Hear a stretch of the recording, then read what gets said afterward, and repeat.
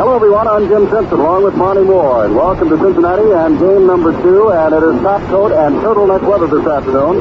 Temperature right now 51 degrees, expected to go to 60, but the sun has already begun to sink down below the stadium on the right field line side. And again this afternoon, that means, as it was in the playoffs, that sun field and left field will be very difficult. Today's pitchers, left-hander Ross Grimsley, 22 years old, a 14-game winner, and he won a playoff game against the Pirates, allowing just 2 hits, is already warming up.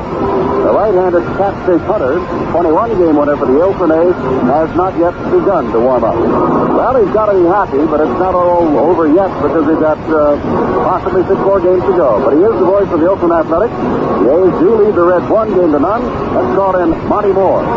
Thank you very much, Jim Simpson, and hello once again, everybody. Certainly it is an understatement to mention the fact that the Oakland A's are not overconfident to win the World Series, but they do certainly feel a lot better at this time than they did yesterday. They were decided underdogs, and to come out and win the first game here on the road in the World Series meant a lot to this ball club. Running down on the field now is one of the great men of our profession, sports announcer Red Barber. And Red has been assigned the duties of emceeing a very special presentation this afternoon that will involve many names, men that you know, honoring the first black athlete in Major League Baseball 25 years ago. Red Barber at one time was the voice of the Cincinnati Reds, and I'm sure you also know that he had great prominence and fame as the voice of the Brooklyn Dodgers, for whom Jackie Robinson played, and that he wound up his distinguished broadcasting career as a broadcaster for the New York Yankees. Red now in semi-retirement, writing books, and as we said, the commissioner of baseball, Jackie Robinson and his family, and others of years gone by are now just off the pitcher's mound on this sunny but cool day in Cincinnati. And Red is down there now awaiting the signal that he is to begin the ceremony. And now let us go down to the field and Red Barber, one of the greatest baseball broadcasters of all time, the old redhead, Walter Red Barber.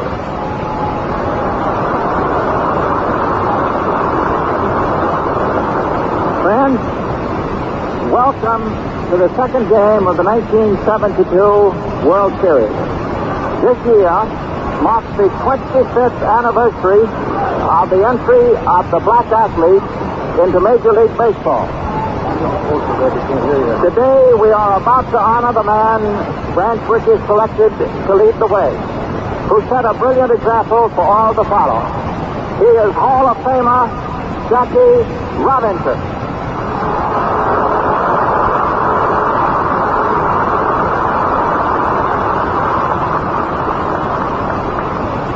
And first, I'd like to have you meet one of the greatest shortstops of all time and the team captain during Jackie's 10 superlative seasons with the Brooklyn Dodgers, Harold Pee Wee Reese.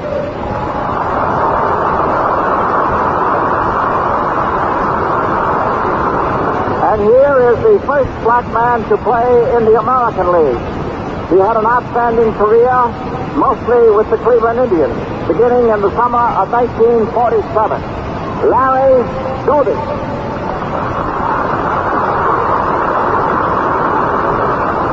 Say hello to one of the great relief pitchers in Dodger history, a one-time teammate of Jackie's, Joe Black.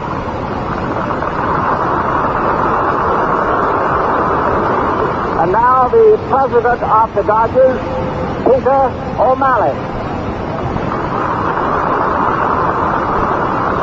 Also here to help honor Jackie, the president of the National League, Carl Cub Feeney. The very lovely lady standing alongside Jackie is his wife, Rachel.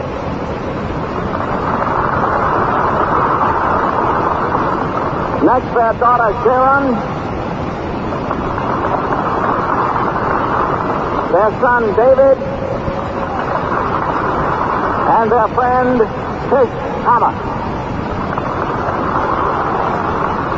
And now to present baseball's award to Jackie Robinson.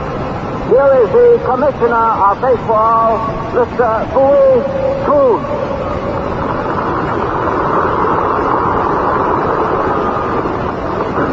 Thank you, Red. Jackie Robinson is something special. Special as an athlete, special as a husband and father, special as a human being. Baseball is proud of Jackie Robinson, who has dedicated himself to help others in the crusade against drug abuse.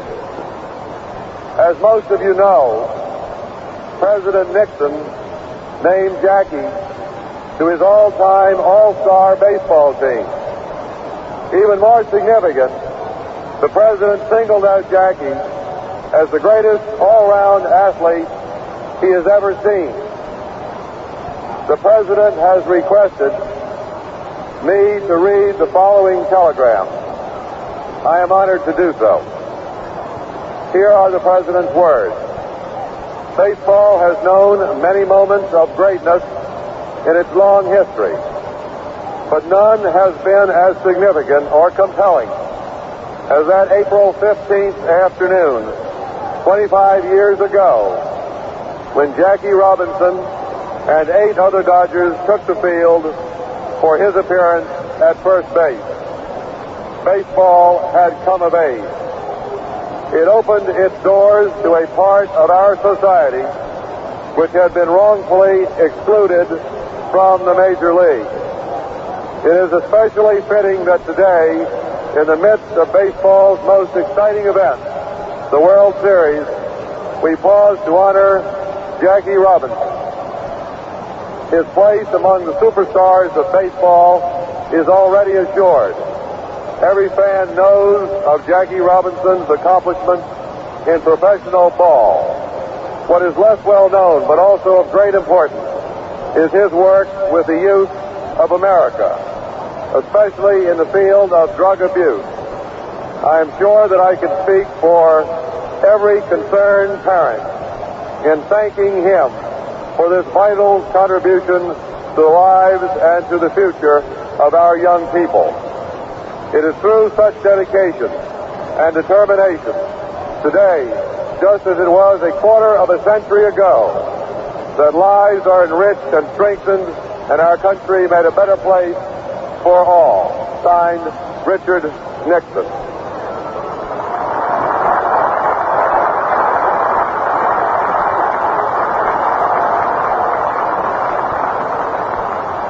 Jackie, your untiring efforts on behalf of drug prevention and drug rehabilitation among the nation's youth have been outstanding. In memory of your son, Jackie Robinson, Jr., you have dedicated yourself to helping young people, particularly at Daytop, a drug rehabilitation center in Connecticut, where Jackie Jr. and Daytop gave so much to each other. I am pleased to have this opportunity to present to you this symbolic baseball honor. Jackie, with congratulations and thanks and all our good wishes.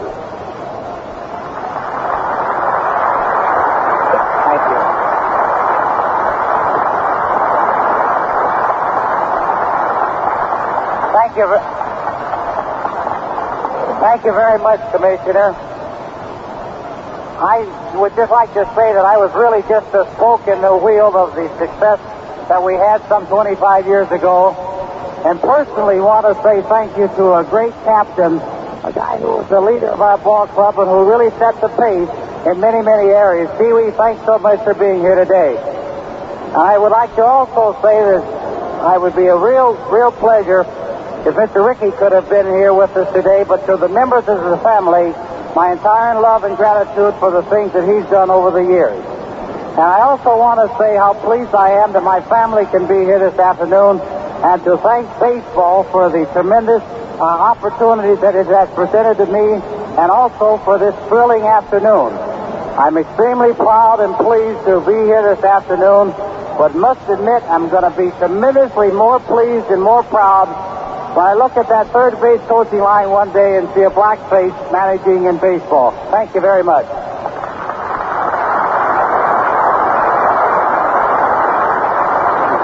On this sunlit afternoon in Cincinnati, Ohio, in Riverfront Stadium, the 25-year anniversary of Jackie Robinson's entry into the Major League. And now, Tony Martin, the entertainer with the Ohio State University Marching Band, will play and sing for this crowd of better than 52,000 as the teams come out from both the first and third base dugouts to take their place in the sun. Our national anthem.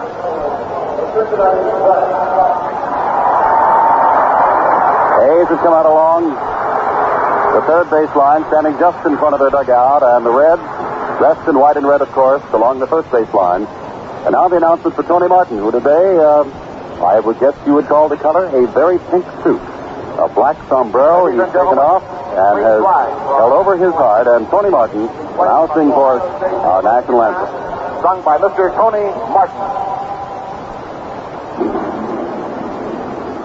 Oh, say, can you see by the dawn's early light what so proudly we hailed at the twilight's last gleaming, whose broad stripes and bright stars through the perilous fight o'er the ramparts we watched were so gallantly streaming, and the rockets' red glare, the bombs bursting in air, gave proof through the night that our flag was still there. Oh, say does that star-spangled banner yet wave o'er the land of the free and the home of the brave?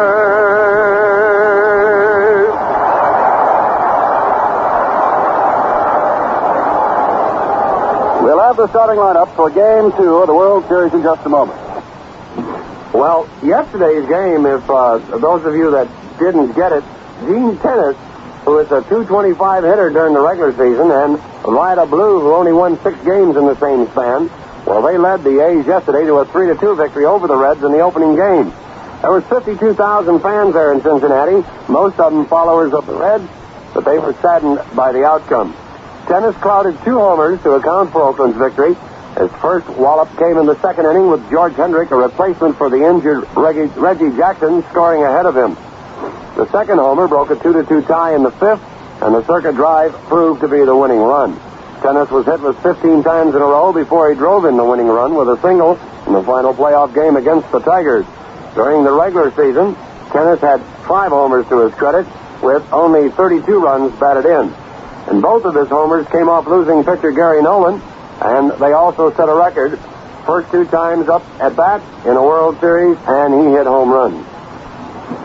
The Ohio State University Marching Band leaving the field and at home plate. Pete Rose has brought out the lineup for the Cincinnati Reds. Dick Williams out there, the manager of the Oakland A's. The umpires today, Jim Honachek will be behind home plate. From the American League, Mel Steiner, the National League, at first base. Frank Humont of the American League down at second. Bob Engel of the National League in his first World Series over at third base. Bill Haller of the American League along the left field line. And Chris Pellicutis, who called balls and strikes yesterday, along the right field line. And we will get to those starting lineups in a moment, but right now, from Cincinnati, let's pause 10 seconds for station identification. At 790 and 1420 in the Canal Zone, this is SCN Radio, an affiliate of the American Forces Radio and Television Service. Along with Marty Moore, Jim Simpson in Cincinnati, the Oakland A's will lead it off with shortstop Canty Campaneris. Batting second, the right fielder, Matty Alou. Batting third, Joe Rudy, the left fielder. Batting cleanup, remember Reggie Jackson hurt himself in the playoffs in Detroit and is out of the series. Mike Epstein now bats fourth. Sal Bando, the third baseman, bats fifth. George Hendricks is in center field replacing the injured Reggie Jackson. Gene Tennis, who hit 2 home runs yesterday to drive in all 3 runs and give the A's the opener, is the catcher and bats seventh. Dick Green is at second base batting eighth, and 21-game winner Catfish Hunter is the pitcher. Now Hunter does not have an overwhelming fastball, an excellent fastball, a fine curve, breaking pitch, and Catfish Hunter makes the good pitches. Very seldom does he have that ball out over the plate. Last season, or I should say this season just passed, Hunter won 21 and lost only 7, and his .750 percentage led the American League. For the Cincinnati Reds, switch hitter Pete Rose will lead it off. Playing left field, Rose will be batting from the left side. This is where he hits best. Joe Morgan, another left-hander, is at second base. And Bobby Tolan is out in center field. Now, these are the three men that the left-handers Holtzman and Blue were able to contain yesterday, and Catfish Hunter must contain today if he is to win for Oakland. Johnny Bench, well, Bench had a great day yesterday, but he led off 4 times, and as everybody knows, the Cincinnati Reds do not win ball games when they've got Bench as a leadoff hitter. He's the leading RBI man, and he likes to come up with men on base. Bench now being introduced, the rest of the team taking the field. Tony Perez will be at first base. Dennis Menke is the third baseman. Cesar Geronimo is out in right field batting 7th. And the only lineup change for either squad, aside from the pitchers, of course, is Darrell Taney, a switch hitter, will be at shortstop to get him in there with his left-handed bat against the right-handed Catfish Hunter. Ross Grimsley, a young 22-year-old who won 14 ball games during the regular season and lost 8, is on the mound. Grimsley, as we said, had great success in defeating the Pittsburgh Pirates in the playoff games, winning in that game 7-1, allowing but 2 hits, both by incomparable Roberto Clemente, a single and a home run. Grimsley does have a good fastball. It is not as good as Don Gullett, who's scheduled to pitch game number 3, but Johnny Bench says it's just that far away from being as good. Grimsley may benefit from the fact that he has Jim Honachek, an American League umpire, behind the plate, because Grimsley throws the high fastball, and in the American League, they give you the high fastball as a strike. In the National League, they give you the low ball as a strike. So Grimsley, who has had control problems, may, as we said, get the benefit of Jim Honachek, the American League umpire, behind the plate. Grimsley was particularly effective against the Pirates because he was able to get the ball over and was ahead of most of the batters. He's got a good fastball, does not have a slider, Monty, but rather he cuts that fastball a little bit and got a fine-looking curve. Problem? Control. If Grimsley's on, the A's are in for a long afternoon. Campy Campaneris, the weight's on deck, and he has been something else again. But the man who's followed him all year long, I'm sure, is eager to talk about him and the rest of the A's. Let's call him again, the voice of the Oakland Athletics, Monty Moore. Okay, Jim, thank you. And here we go with game number 2. Bert Campaneris from Pueblo, Nuevo, Cuba, steps in to start another ball game. And he started auspiciously here yesterday with the crowd booing because of the suspension bat throwing incident that happened in the playoffs against the Detroit Tigers. Campaneris quietened them down with a line drive base hit to left field to start the ball game yesterday. He had 2 hits in 3 tries. Campaneris, the American League stolen base champion, 6 of the last 8 years. The Reds are playing him straight away and shallow in the corners. Here's the first pitch of the game, and it's a strike, says Jim Honachek, and the crowd roars. Well pitched, outstandingly well defense ball game yesterday. Saw the A's winning 3-2. Here's the pitch to Campaneris, high and away. It's the ball, 1-1. Grimsley is not a strikeout pitcher, oddly enough. He this year pitched 198 innings, struck out only 79 batters, even though he throws the ball very hard. Left-hander to the plate. Campaneris drills it foul into the seats over the top of the Reds dugout, which is located on the first base side of this beautiful stadium on the riverfront in downtown Cincinnati. Matty Alou and Joe Rudy will bat also here in the first inning for Oakland. A very fair park for home runs, 330 feet down the line in left and right, 375 in the power alley, and 404 in dead center. The fence about 10 feet high. Campaneris takes the curve low, the first breaking ball that Grimsley has thrown. They tell us he's very inconsistent about how he pitches. He'll go out one day and be a breaking ball pitcher. The next day he feels better with a fastball, so he'll go 90% fastballs. Here's the 2-2 pitch, and Campaneris fouls it back. I would imagine that Johnny Bench, who though is only 24 years old, is considered a veteran, might have a lot to do with what Mr. Grimsley throws out there in this game and others, because he definitely is the leader type. Here's the pitch. Campaneris bounces one to the second baseman, Joe Morgan, up with it. Lots of time. He throws him out, 1 down. There's Matty Alou. The Oakland A's right fielder who hit over 300 for the year, mostly with the St. Louis Cardinals. The A's obtained him from the Cardinals August 27th in a trade for an outfielder named Bill Voss and a minor league player. Matty appeared in 32 Oakland games, and the A's were winners in 22 of those down the stretch. Grimsley's first pitch is a curve outside a ball. The Reds infield playing very shallow on Alou, particularly Dennis Menke at third. He is inside the bag and towards home plate. Called strike over the outside corner, and Jim, that looked like that cut fastball to me.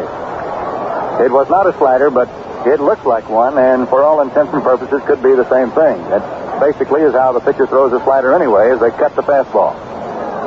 Here's a 1-1 pitch, and Alou bounces it on the infield. Dennis Menke over to his left, up with it plenty of time. He gets him at first base. There are two down. And now here's the A's most consistent hitter through the 1972 season, Joe Rudy. Rudy was in the top 5 hitters throughout the season in the American League, ended up with a 305 average and 19 home runs. And the Red scouting report send their outfielder, particularly the center fielder, well over into right center. A gaping hole up the alley in left center field for Rudy. They do not expect him to pull the ball. He has hit several home runs, however, to left field. He's a right-handed batter, a big, strong guy. Lifts weights all winter to stay in shape.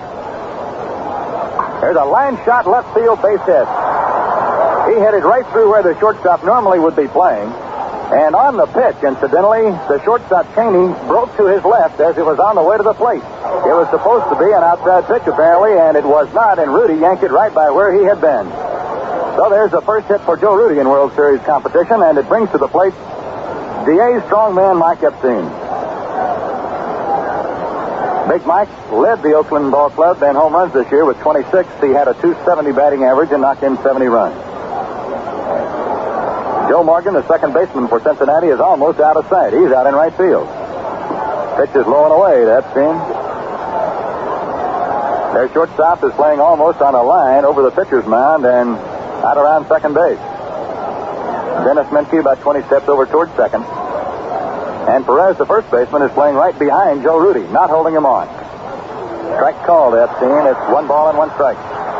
In yesterday's game, Epstein did not have a hit. In 3 at-bats, he had 1 walk and came close to hitting one out of here. His first time up. He backed Geronimo to the wall in right field.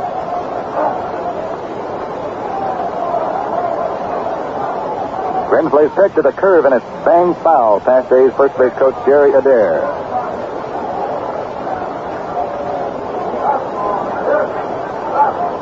Adair was a player for Dick Williams, the A's manager.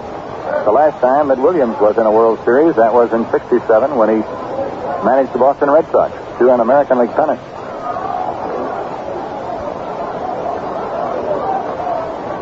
One-two pitch is a curve outside and high. 2 balls, 2 strikes, Epstein.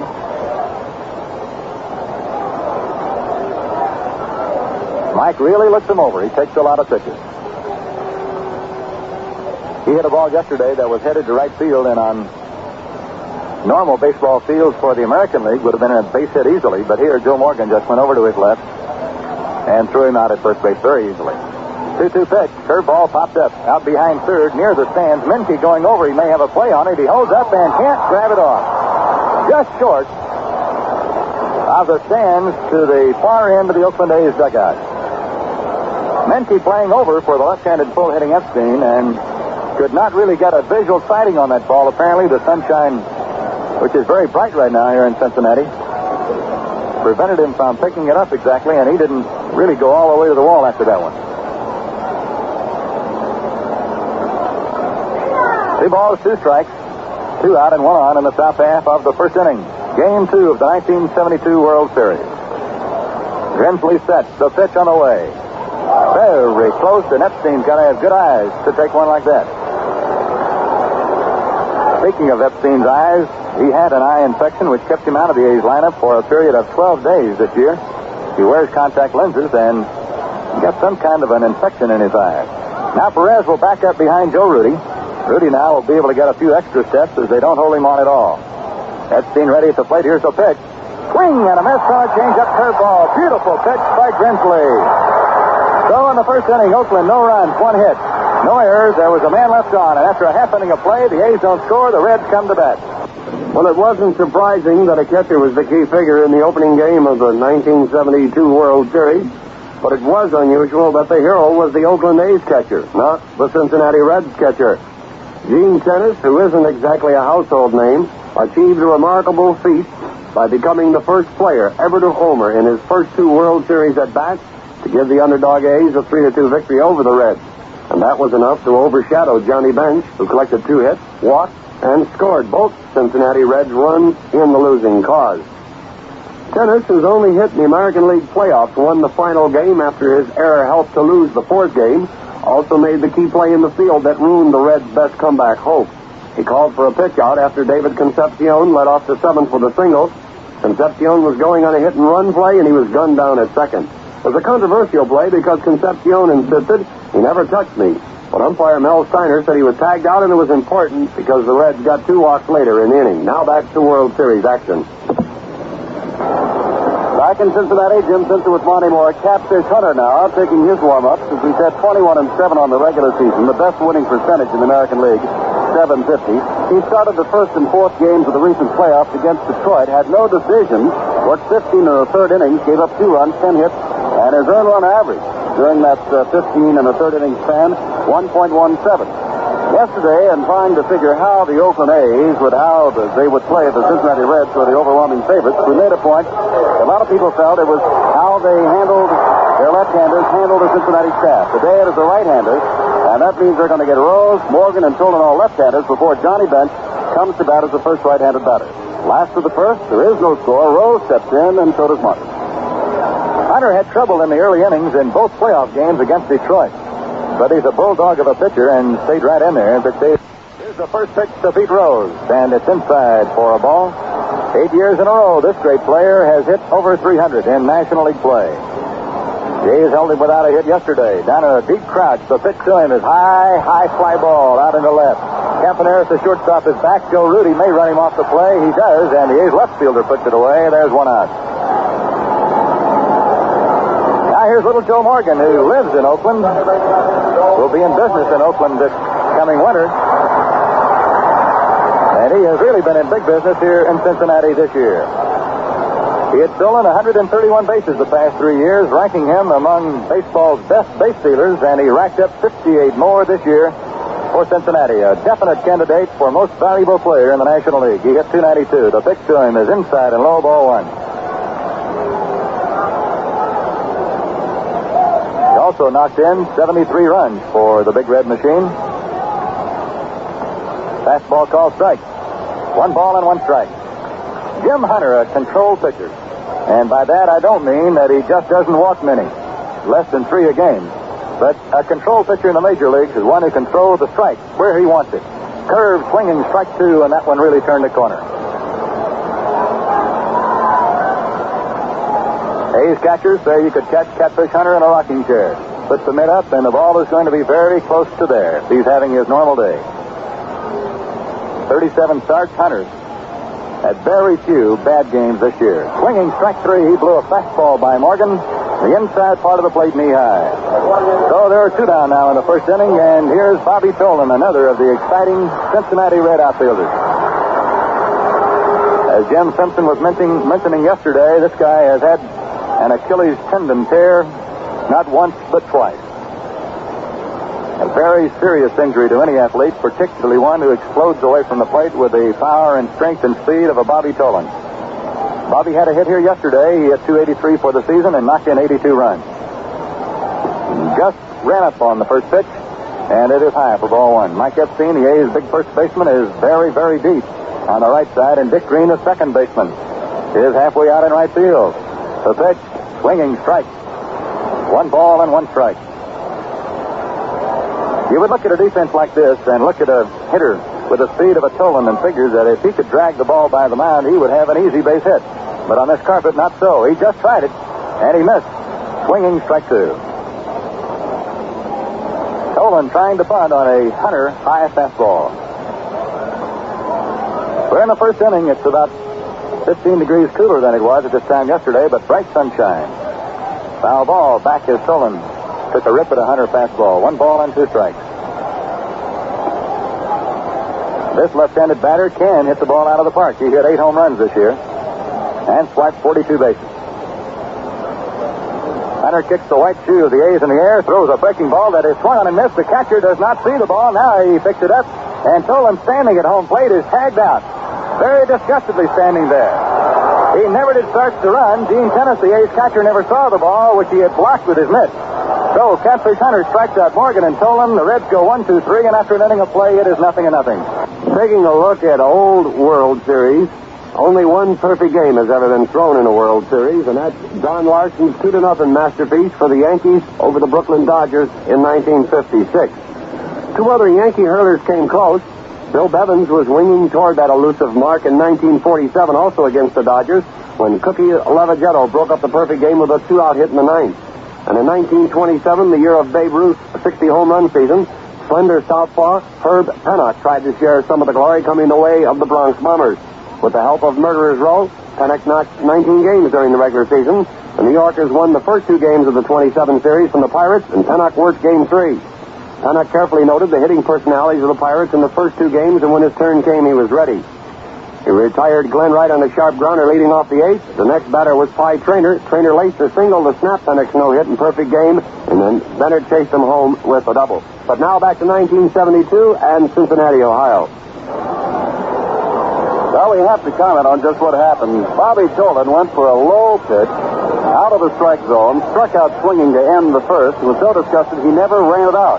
Gene Tennis, the catcher, didn't know where the ball was. Tolan might have been safe, and brought up Johnny Bench, the Major League leading RBI man. Now, for the 5th time in the series, which is only a little bit more than the game old, in the next inning, Bench must lead off again. He'll have no chance to drive and run, barring hitting a home run. But it's the top of the 2nd. Here again is Monty. Val Bendo, the A's team captain who led the ball club in game-winning hits with 16, is up to start it off, and he fouls one right under us. Foul ball coming back over that screen. Looks as if it had a shot at us for a while. Strike 1 to Bendo. He had a .236 batting average this year, some 40 points under his Major League career average. But he had 15 home runs. He is a clutch player. Knocked in 77 runs for the A's to lead the team. Takes a good swing and fouls it back. No balls, 2 strikes. Ross Grimsley, they say, is as cool as a 22-year-old player could be. He showed it by pitching a 2-hitter at the Pirates at a much-needed time for a good pitching job for Cincinnati in the playoffs. Now the 0-2 pitch to Bando knocks him off the plate a little bit. It's 1-2.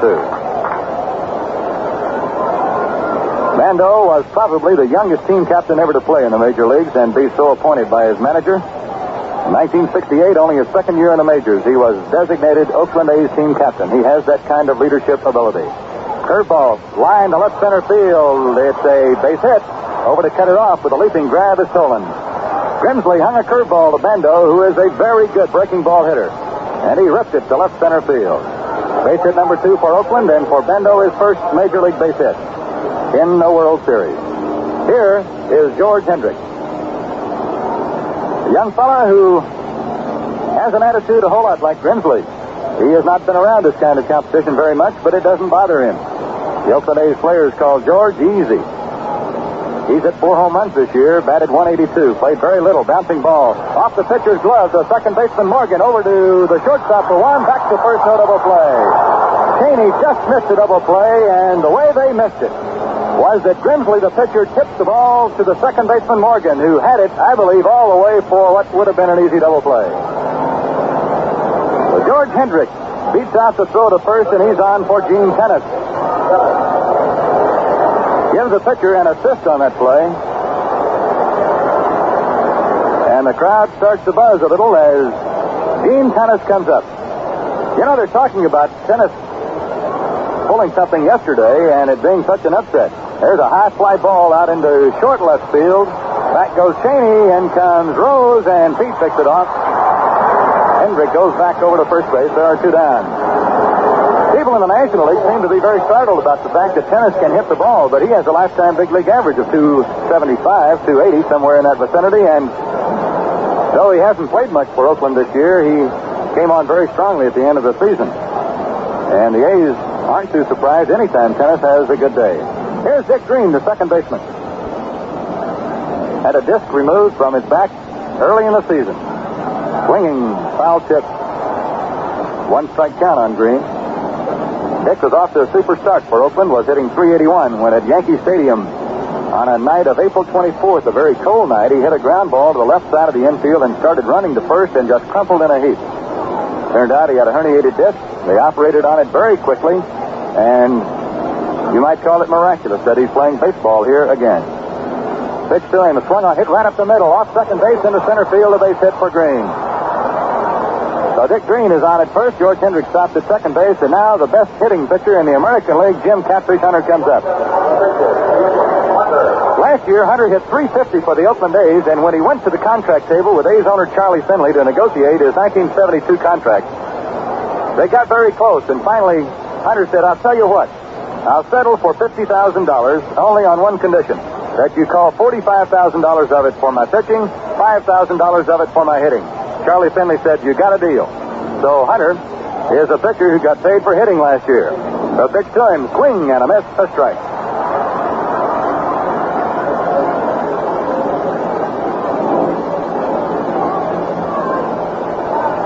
Hunter bats him right-handed. Very strong guy, a 200-pounder. He hits a lot to right field. Grimsley's pitch. Hunter hits a line drive left field. Base hit left field. Hendricks can score. He's rounding third. Here comes a throw to the plate. Here comes Hendricks. Bench blocks the plate, but he doesn't get the ball. Hendricks scores. And the Oakland A's are leading the Cincinnati Reds 1-0 on a line drive base hit by Jim Catfish Hunter.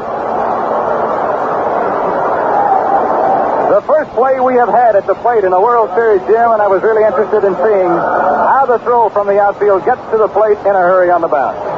It sure does, and now we begin to, in this game of inches, as we always talk about, Monty, realize that when Hendrick hit that ball back and was slightly tipped by Ross Grimsley, it erased any chance for double play. Had he not tipped it, they would have been out of the inning. A big, big consideration for sure, and Grimsley tipped it with the glove hand, which is the hand away from the side the ball was going. He lunged at it. It was a close play at first. You have to hand George Hendricks some credit for the speed and hustle with which he went down that line on what looked to be a sure double play. Now the A's have runners first and second, and here's the leadoff man, Campaneris. The pitch to him is a fastball too low. It's ball one. One of the few times in the last month or so of the season that an A's second baseman has batted his first time up with a man on base. Dick Green did, kept the inning alive with a base hit. Now Grimsley's pitch to Campaneris is outside and high ball two, and the little road runner is looking him over. And right away, the bullpen crew goes to work for Cincinnati. Pedro Borbon, who pitched here yesterday, a right-hander, is up loosening for the Reds. Green off second, Hunter off first. Grimsley's pitch. Campaneris hits one to left center field. Base hit. Green rounding third. He's heading home. Here comes the throw. It is going to be close, and he crashes in the bench. Bench holds onto the ball. Green is out. Pete Rose threw out Dick Green on a base hit by Campaneris. Johnny Bench got that ball about 4 feet up the line. He was getting a real good dead man fake at the plate. So the Oakland A's score 1 run in the second inning on 3 base hits. There were no errors, and there were 2 left on. The score after an inning and a half in Cincinnati, Oakland 1, Cincinnati nothing. Well, Bert Campaneris was scared witless. He admitted it. He was scared Thursday night, turning over and over in his mind the enormity of what he had done. So he got down on his knees. He was still frightened and clearly apprehensive as to what kind of reception he'd receive when he showed up at Riverfront Stadium in Cincinnati Friday before most of his Oakland A teammates for a final workout before Saturday's World Series opener with the Reds. Have you seen this? Asked one newsman, handing Campaneris the statement that was issued by Bowie Kuhn, the commissioner of baseball. And that statement, of course, had said that Campaneris would be suspended the first 7 days of next season for deliberately throwing his bat at Detroit pitcher Laren LeGros in last Sunday's game at Oakland. Kuhn, however, was allowing Campaneris to participate in the World Series. I feel very happy, said the Venezuelan board infielder. It's fair. In no time at all, virtually all the reporters who had been behind the batting cage watched the Reds workout, moved toward Campaneris, and Campaneris said, beautiful ballpark, who was seeing it for the first time. And now, let's get back to that ballpark and more action between Oakland and Cincinnati. They were probably discussing that play. It took him out of a big inning, and that had been the 4th base hit, that one by Campaneris, in the inning. Last of the second, 1-0, Oakland, here's money. Johnny Bench, a very unusual twist to the first game yesterday. The cleanup hitter ended up the leadoff batter 4 times, and here he is again today. Hunter's curveball to him, a strike gets the letters. The National League home run and RBI champion, Johnny Bench. He hit 40 homers, knocked in 125 runs. Hunter's pitched to him a fastball over the outside corner, and he's throwing it in the teacup today. No balls and 2 strikes. Dick Williams was very irritated. I believe it's the play at the plate and the fact that Bench had the baseline so far blocked before he had the ball. There's a bouncing ball deep behind second. Throw to first by Campaneris is not in time. Johnny Bench gets the base hit up the middle that Campaneris fielded in short center field. Well, as the leadoff man, Jim, Bench is doing quite a job. Led off yesterday and had a couple of base hits plus a walk, and of course scored the first 2 runs as the leadoff man. Bonnie, I don't think we pointed out to those who may not have heard yesterday, this is the most completely carpeted field in the major league. Only the sections around each base are uncovered. Only those sections have dirt. Everything else between the bases is carpeted. Bench at first. Here's a pitch to Tony Perez, and it's fouled off just to our left, strike 1.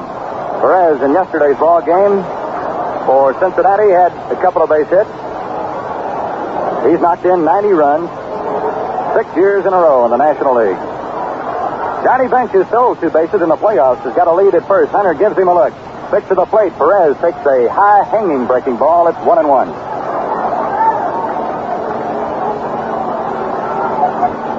The Oakland A's have 5 hits off young Ross Grimsley already, but have made him count for only 1 run. Hunter throws to the plate. Perez hits a high fly ball up third.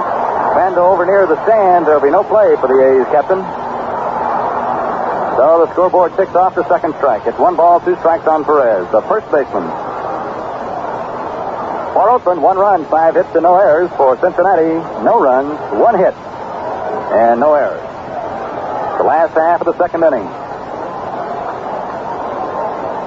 Jim Hunter, who has won over 60 games total the last 3 years, comes to the plate with a fastball, moving Perez back a little bit. It's 2-2. Hunter says that winning 20 games was a bigger thrill to him than pitching the perfect game, which he did, and is the last pitcher in the major leagues to do so, against Minnesota in 1968. Curveball of Perez takes it high. It's 3-2. So this could be a mighty big pitch for Jim Hunter. With a runner at first base, Johnny Bench. Dick Green comes in a little more shallow now at second.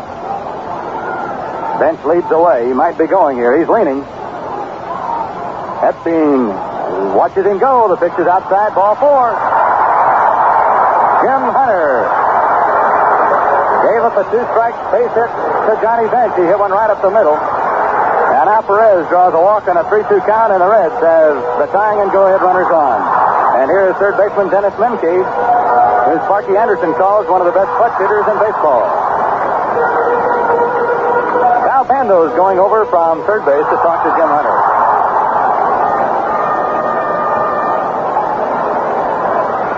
Pete Rose getting 2 shots at runners at the plate. Got 1 of them. Dick Green was the runner, and he is not close to back to his full running speed, which he was actually a pretty fast runner. Menke squares around, bunts the ball foul off the first base line. But Geronimo and Cheney due to come up following Menke. The Reds trying to move Johnny Bench up. The A's yesterday wore a California gold top to their uniforms. Today they're wearing a Kelly green. They always wear what Charlie Finley calls a polar bear white pant, and they wear white baseball shoes. They were the first team to deviate in the major leagues from the normal black baseball shoe, but today several major league teams wear varying colored shoes. Chicago White Sox wear red shoes. 1 strike to count. Runners first and second, nobody down, last half of the second inning. The A's have a pickoff play on down at second. The ball goes into center field. George Hendricks in to pick it up. Bench goes over to third, and going to second is Perez. That throw from Hunter went right over the bag, but Johnny Bench coming back in crashed into Dick Green, and Green did not catch the ball. The A's executed that play quite often this year. They would start their shortstop towards third base, hoping that the runner at second would go over that way, figuring second was not being covered. Then the pitcher Hunter wheels and covers second with a throw. Dick Green got over there. The throw went right over the bag. It'll have to be an error on the play, and now the A's infield backed up. The pitch to Menke. Swing, a high fly ball off first base near the stands. Epstein is over, no play. The throwing error by Catfish Hunter. The A's pitcher moves Bench to third and Perez to second. And now the Oakland A's would be content to give up a run on a ground ball in the infield unless it happened to be hit very sharply to Sal Bando. Campaneris has a good enough arm that even though he's playing short and playing it very deep, he could take a shot at the plate. Hunter working off the full windup. Here's the pitch. Menke takes inside a ball. It's 1-2. Hunter really needs a strikeout right here. Menke is a tough strikeout. Shortens up on the bat with 2 strikes on him. He's up on the handle 4 or 5 inches. Around comes the arm. Hunter's pitch to the curve outside. Sharp breaking pitch is on the way. It's a swinging strike 2. They see the high hop and right by him. And that puts up his first strikeout of the game. Now here's Geronimo. And Dick Williams is out of the dugout on the way to the mound. Jim, what do you think you might have in mind here? Well, they're going to discuss whether or not, I would imagine, Marty, and you can bring out your baseball expertise also, whether or not to put Geronimo on with an open base and set up the possibility of a double play. We shall see. He has got his scorecard out. He is talking to the infielders, and as he does, we pause 30 seconds for station identification. In football this afternoon, NFL action. In the first period, Cleveland at Chicago. Thomas has scored a touchdown. 41-yard pass from Douglas to Thomas. The extra point by Percival. The score now is Chicago 7 and Cleveland nothing. And in the first period, a touchdown by the Jets. A run by Riggins. The extra point by Houfield was good. And the score now, New York Jets 7, New England nothing. And let's pause now for station identification. This is the American Forces Radio and Television Service. Catfish Hunter does with Cesar Geronimo. Pitch around him a little bit, not giving anything too good. First base is open. We'll see his month. Hunter pitching to a 275 hitter. Swinging at a miss on a good live fastball. So the A's are going right at this fellow. Cheney carried a hot bat through the last week or so of the National League playoffs. So Dick Williams is going to take his chances right here with Geronimo. Runners second and third. The pitch on the way. Swinging strike 2, and Hunter is just challenging the batter now. He's not being cute. It's just rear back and let her go. You wonder, Marty, whether or not Dick Williams, that paper he took out of his pocket, might not have been his scouting report, telling and reminding Hunter what to throw. No balls, 2 strikes. The pitch on the way. Curveball, and he pops it foul. Out of play. Yes, it would be a little unusual that a baseball manager might take crib notes for a little conference out on the mound, but I understand that Williams had just that yesterday in his hands when he went out there, a scouting report. He also had in his other hand a look at the lineup card to see who was going to be batting next. When you're playing a team from another league, the A's never even play Cincinnati in spring training. They train in Florida, the A's in Arizona. Pitch, swing, and a foul out of play.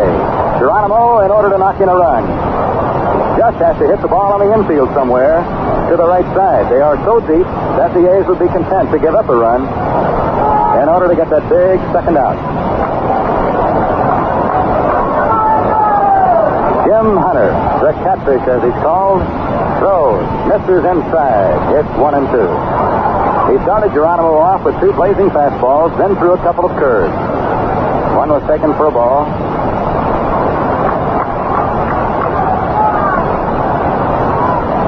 Gene Tennis gives the target. It's inside again. The pitch fouled off. Geronimo was late swinging at Hunter's first 2 fastballs, but it looks now as if he has shortened that swing up a little bit, knowing he's just got to make some contact. The score is 1-0 Oakland, last half of inning number 2. But the Reds right now are in a great position to score.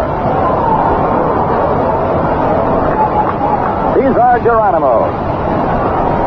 A surprise in that trade with Houston. He's up on the bat handle about 3 or 4 inches. Hunter winds, kicks, and throws. High and inside it goes to 2 balls, 2 strikes.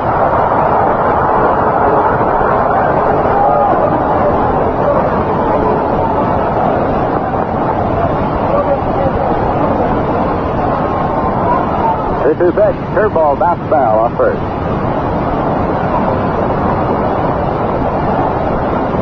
Hunter throws two kinds of fastballs. He'll throw fastball over the top. That's a riser. And he has another that he cuts a little bit. And it sinks. It looked as if he was throwing the sinking fastball early to Geronimo. 2 balls, 2 strikes. Vince from third. Perez from second. Get the lead. Hunter's pitch on the way. Fouled away. And this Geronimo has things all fouled up.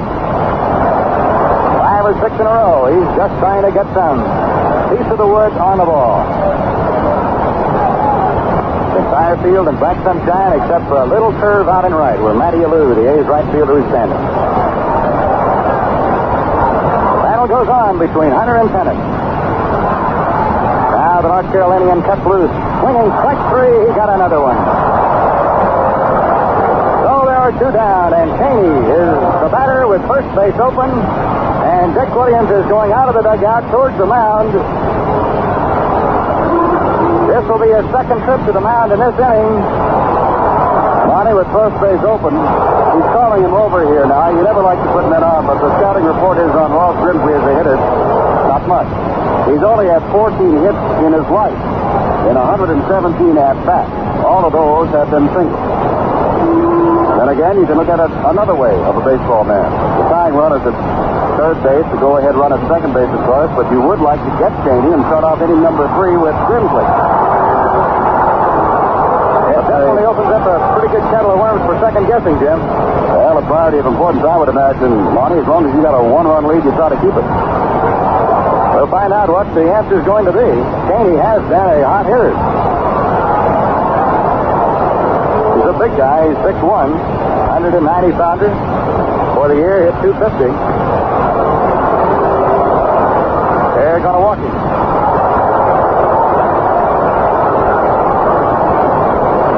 So Ross Grimsley will have it on his shoulders. I would imagine that there will be people who will ask Dick Williams after the game, why did you even go to the mound to talk about this? And Dick will have an answer. You can bet on that.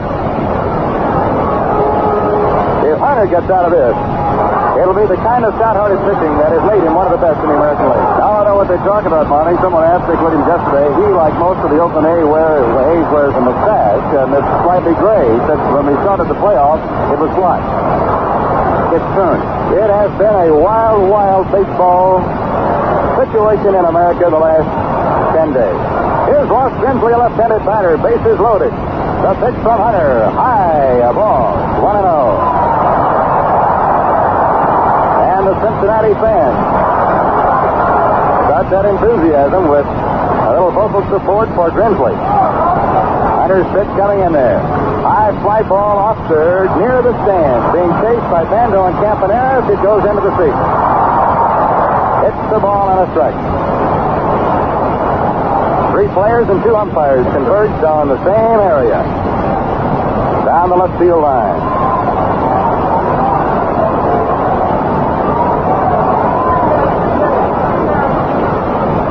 One and one the count. Grimsley cocks the bat. Here's the pitch. Strike 2 call. Jim Hunter has had an exceptional fastball here in just the second inning. And he has needed every mile-per-hour velocity that he could get on it. Here's the 1-2 pitch. He struck out the side. That's Big Hunter displaying fantastic courage with a runner at third and nobody down. Strikes out Minky, Geronimo, and Grimsley. And after 2 innings of play, it's 1-0 Oakland. The United States has won the Davis Cup. Stan Smith defeated Romania's Ion Tiriac 4-6, 6-2, 6-4, 2-6, 6-0 in a dramatic 3.5-hour tennis battle today in Bucharest to take the title. And that gives the U.S. team a 3-1 lead in the 3-day meet, assuring it of the Cup no matter what the outcome of the last single match today. Smith's victory gives the United States the 5th consecutive Davis Cup win, an achievement that no other team has obtained in the post-war history of the coveted Cup. But the reigning Wimbledon champion had more troubles with the 33-year-old Tiriac than he and everybody else expected. Smith started getting very nervous and lost his service in the second game, allowing Tiriac to move on to a 5-2 lead and take the first set 6-4. And the Miami Dolphins go after their 5th straight National Football League victory against San Diego today at the Orange Bowl in NFL action.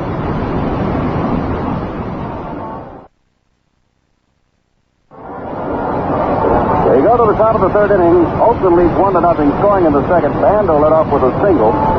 Hendricks grounded the ball back that Grimsley touched and possibly took off the double play. Hendricks reaching on the fielder's choice as Bando was forced at second base. After Tennis flied out, Dick Green singled, and then Hunter singled. And it was Catfish Hunter singled that drove in Hendricks with the only one of the ball game. Campanera singled, and they sent Green home, and he was out by a mile. In Oakland all year, Monty can tell you this better than I, has been a very aggressive ball club on the bases, led by Campy Campanera.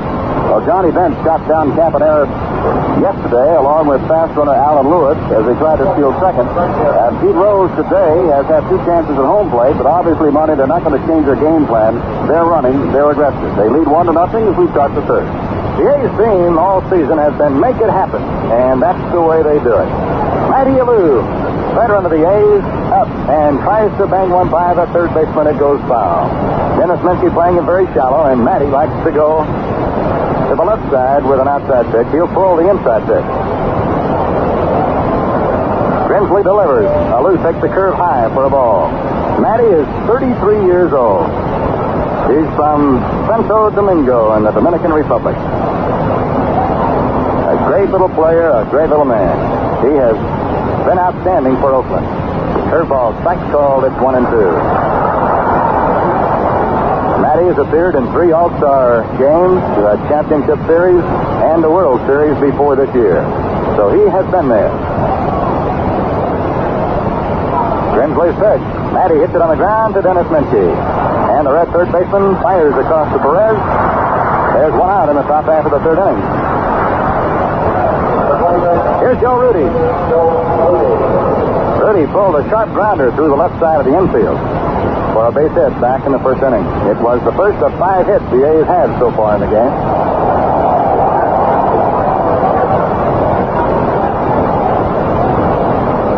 Rudy is one of the slowest players in baseball in getting into the home plate area. He always takes a lot of time, sort of regroups as he gets up there. Grimsley throws a curve that hangs high and outside to Rudy. Ball 1. Joe's one of the very few Major League Baseball players I have ever heard of who really believes in weightlifting as a conditioning process. Carl Yastrzemski had a minor weightlifting program the year he won the Most Valuable Player Award, 1967, but he doesn't go extensively at it. Rudy does, during the winter only, of course.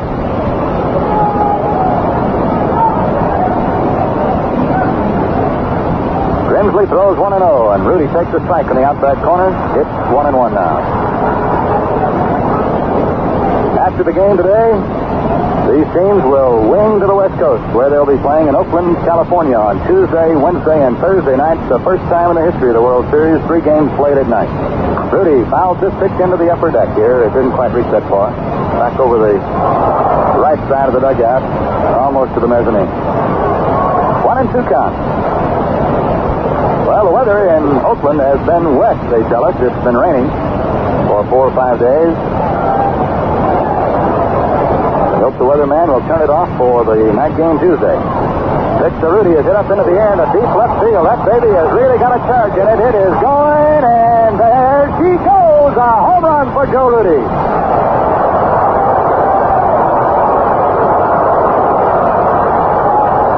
A large group of Oakland A's fans waving the white and gold pennant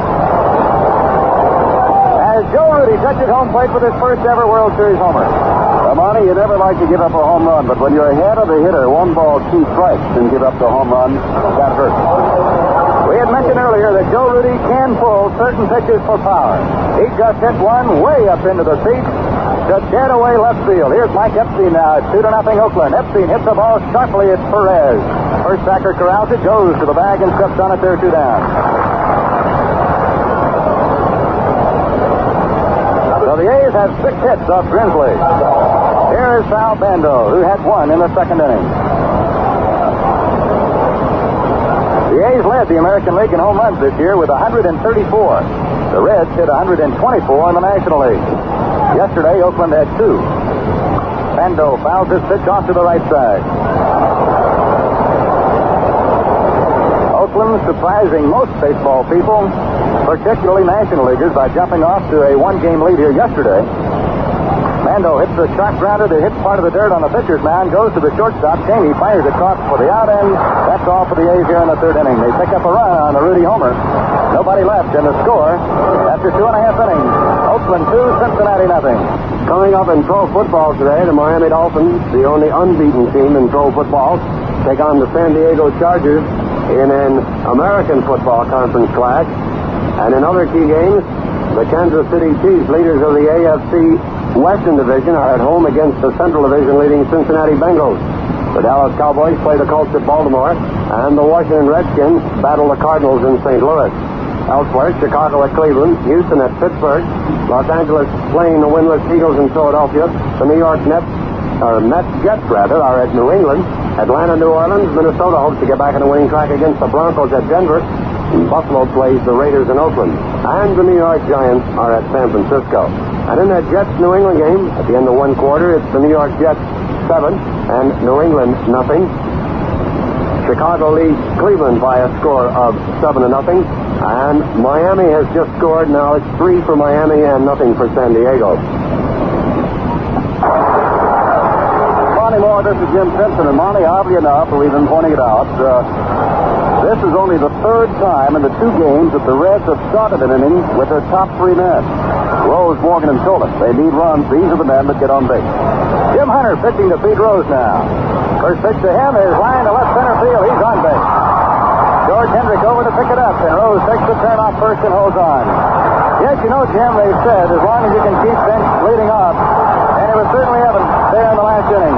Bench and Perez got on, but then the bottom part of the batting order is up, and Hunter mowed him down with strikeouts. This Red Ball club has been a come-from-behind club all year long. They did it in the playoffs. And here's Joe Morgan to try to keep it going as Rose is on with a second hit off Hunter. Morgan struck out his first time up. Little left-handed batter draws the A's third baseman Bando in. Rose leads away from first. Hunter to the plate. High pop-up behind the plate. Gene Tennis coming back. He may have a play right in front of the screen. He is under it. He's got it. Rose tags it first. He'll hold on. Gene Tennis very calmly coming back. He left his mask at home plate. And right in front of the screen behind home plate, reached up and made the catch. And he's looking right straight up into the sunshine at that spot on the ball field. One down, here's Bobby Tolan. The score is Oakland 2, Cincinnati nothing. A long home run by Joe Rudy gave the A's their second.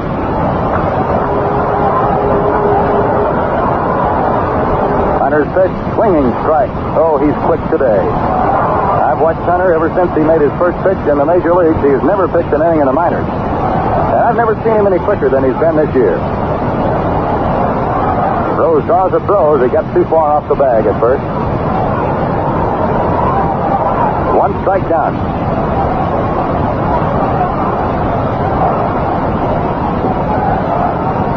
Swinging strike, Tolan way out front of a Hunter curveball.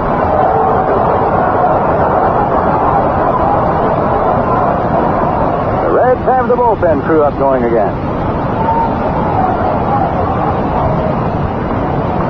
Big lead for Pete Rose at first. He's not going. The pitch is fouled away. Pedro Borbon was up a little while ago for Cincinnati. This is Wayne Simpson.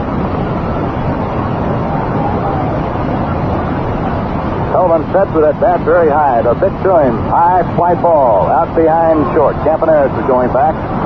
And the A's little shortstop puts it away, holding Pete Rose. At first, there are 2 down. Here's Johnny Bench. And with Oakland leading by only 2 runs, this crowd in Cincinnati starts to get a little excited. For the first time in the series, he comes up with somebody on base. Hunter really pitched him super the last time up, so Bench got a base hit. He got it off a great curveball, low and away from him. He's just so strong, he muscled the ball up the middle. The pitch to him is a fastball outside. His home run that tied the last game of the National League Championship Series went into the right field stands, but they say very few home runs go that way off Bench's bat. Curve misses low, ball 2. So Hunter knows his job right now. Not throw the long ball to Johnny Bench, who led the National League with 40. At one stretch, it's 7 home runs in 7 days in late May for a National League record. Here's a big pitch. 2-0. Way outside, ball 3. Johnny Bench looks at the third base coach, but I doubt if there's any real reason to do it. They'll certainly give him the green light to go here if he wants to on 3-0. Here's the pitch. Right down the chute. He was taking all the way. 3-1. Rose led off the third inning with a single. Morgan and Tolan popped up. But now here's the big guy, Johnny Bench at the plate. Hunter sets. Here's the pitch. Fastball hit up into the air in the deep center field. George Hendricks going back with lots of room. Down it comes. He's got it, and the Reds are retired in the third. No runs a hit. They left a man on, and the score after 3 innings of play, Oakland 2, Cincinnati nothing. Well, taking a look at the top 20 major college football teams yesterday and how they fared, number 1, Southern California defeated California 42-14. Oklahoma defeated Texas 27-0. Number 3, Alabama defeated Florida 24-7. Ohio State over Illinois 26-7. Nebraska whooped Missouri 62-0. Michigan defeated Michigan State 10-0. Number 7, Notre Dame defeated Pittsburgh 42-16. Number 8, LSU defeated Auburn 35-7. As number 9 was Auburn. Number 10, Washington lost to Stanford 24-0. Number 11, Texas lost to Oklahoma. Tennessee did not play. Number 13, UCLA defeated Oregon State 37-7. Iowa State lost to Colorado 34-22. Number 15, rated Air Force defeated Boston College 13-9. Colorado defeated Iowa State 34-22. They were rated 16. Penn State over Army 45-0. Arizona State, Utah 59-48. And Oklahoma State lost to Virginia Tech 34-32. Hendricks, Tennyson, Green in the Oakland fourth. Oakland leads 2-0. In the second inning, they got a run after Bando singled. Hendricks reached on a fourth play. Tennis flied out, but then Green kept it alive with a single, and Catfish Hunter, the pitcher, drove in the first run. In the third inning, Joe Rudy not having a good time this last couple of days. He was 0 for 13 in the playoff World Series before today. Singled in the first. In the third with one out, he hit the towering home run to make it 2-0. Now, the Reds have not been without their chances. They have the leadoff men on, first and second, with none out, and Catfish struck it out in the second, and then Rose led off with a single in the third, and they failed to score. So now we go to the fourth, and here's Monty. George Hendricks, the leadoff batter for Oakland, takes the called strike from Ross Grimsley, a 14-game winner for Cincinnati this year. They have right-hander Wayne Simpson and another right-hander, Pedro Bourbon, throwing in the bullpen. One strike count to Hendricks. He swings and chops one out towards the mound. Grimsley's got it. Turns and throws to first for the out. Hendricks pops a breaking ball. It bounced about head high. Grimsley off the mound in a hurry. Got it and threw to first for the out. Now here's the A's catcher, Gene Tennis. They call him Steamboat in Ohio. The A's players call him Gino. Cincinnati fans were probably calling him something else here yesterday. He had 2 home runs. The first man in a long history of Major League Baseball to hit 2 homers his first 2 times up in a World Series. First pitch to him is down low, ball 1. You become amazed as you stay around this game as many times as things have been done that there's ever a first anymore. Strikes in the outside corner, 1-1.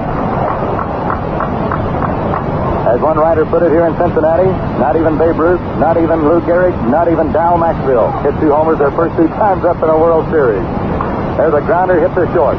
Up with the ball on the short hop is Cheney, and his throw to Perez is in time. There are 2 down. Now he's second baseman Dick Green. An odd facet of this baseball game is that both center fielders, Tolan of Cincinnati and George Hendricks of Oakland, are graduates of the same high school, Fremont High in Los Angeles.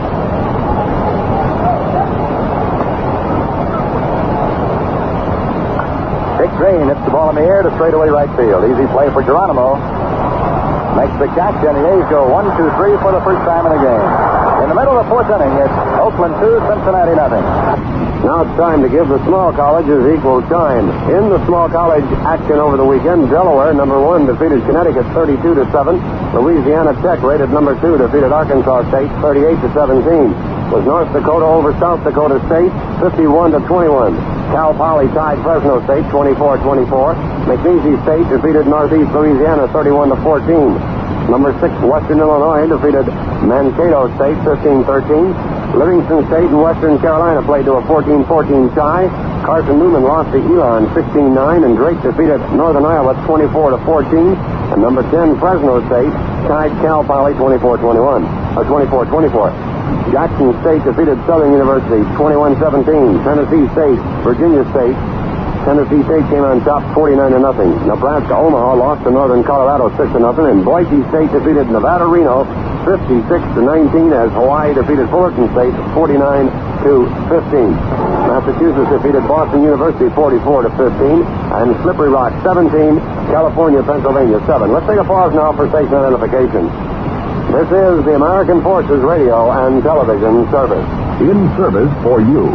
This is SCN Radio, 790 and 1420 in the Canal Zone.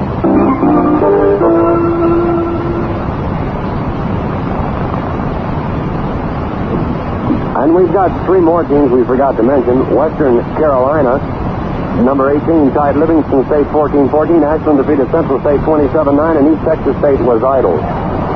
Last half, inning number 4, Tony Perez is up. Jim Catfish Hunter misses high and inside with the first pitch. It's ball 1. Perez, Minsky, and Geronimo for Cincinnati. Pitches up high, ball 2, and Hunter, who walked Perez in the second inning, moving Finch over to second base. Now gone to a 2-0 count on him again. This respect might be certainly from the memory bank of Catfish Hunter. Hunter was pitching in the last half of the longest All-Star game in history in Anaheim when Perez came to the plate for the National League and hit a home run to right field to beat Hunter and the American League. So the Catfish never forgets those things, and he's pitching very carefully here to Perez. It's 2-1 the count. There's a grounder up the middle, base hit. Perez is on for the Reds as they continue to get that leadoff man on base. Don Gullett in the Cincinnati bullpen. 2-0 Oakland. That's the third hit for Cincinnati. Hunter's kept them well scattered. They have gone to the leadoff man in the second, third, and fourth innings. Here's Dennis Minsky, who struck out with runners at second and third, and nobody down in the second inning. Bourbono, a right-hander, goes back to work in the bullpen. Minsky takes a fastball riding in on him for a strike. The bullpen here in Cincinnati is very close to the end of the dugout. Ordinarily in Major League parks, there's a special bench for the pitchers. They sit in the regular dugout here. Minsky looking bad on a curve. Misses. Strike 2.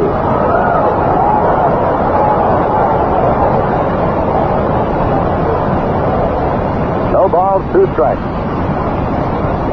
Nobody out and a man on. There's the hard slider that Hunter uses for a waste stick once in a while. It's outside and low, ball 1. Hunter doesn't really pitch around batters too often with an 0-2 count. He goes right after him.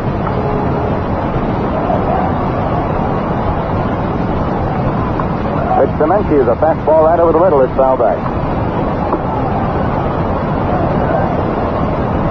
Bucky Anderson hoping to get down to the pitcher's spot in the batting order, and he'll have somebody ready to go if he does.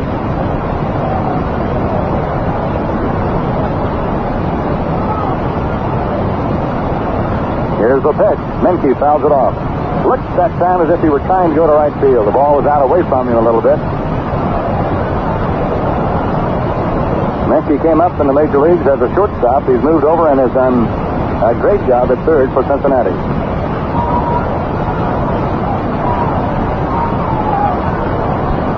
Here's the pitch.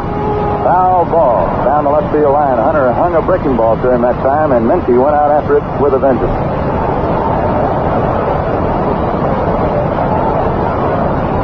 He can hit the ball out. He had 9 home runs this year. And with a .233 batting average, 60 runs batted in, batting where he is in the order of Cincinnati is quite an impressive statistic.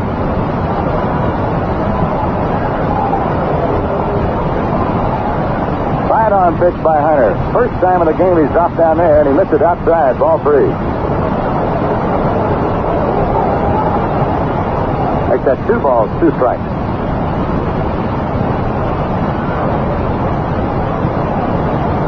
He comes to the plate again. A ground ball hits the short. Campaneris has got it down to second. They got him there. Over to first. Got a pair as Epstein dug it out of the dirt. Empty Campaneris hesitated a little bit on his throw, and it might have been because Dick Green was playing so deep he had to wait on him to get there at second base. So there are 2 down with nobody on, and Geronimo comes up. A's players, Jim, I think there's no doubt about it. They have really been shaky on all double play tries here on this artificial turf.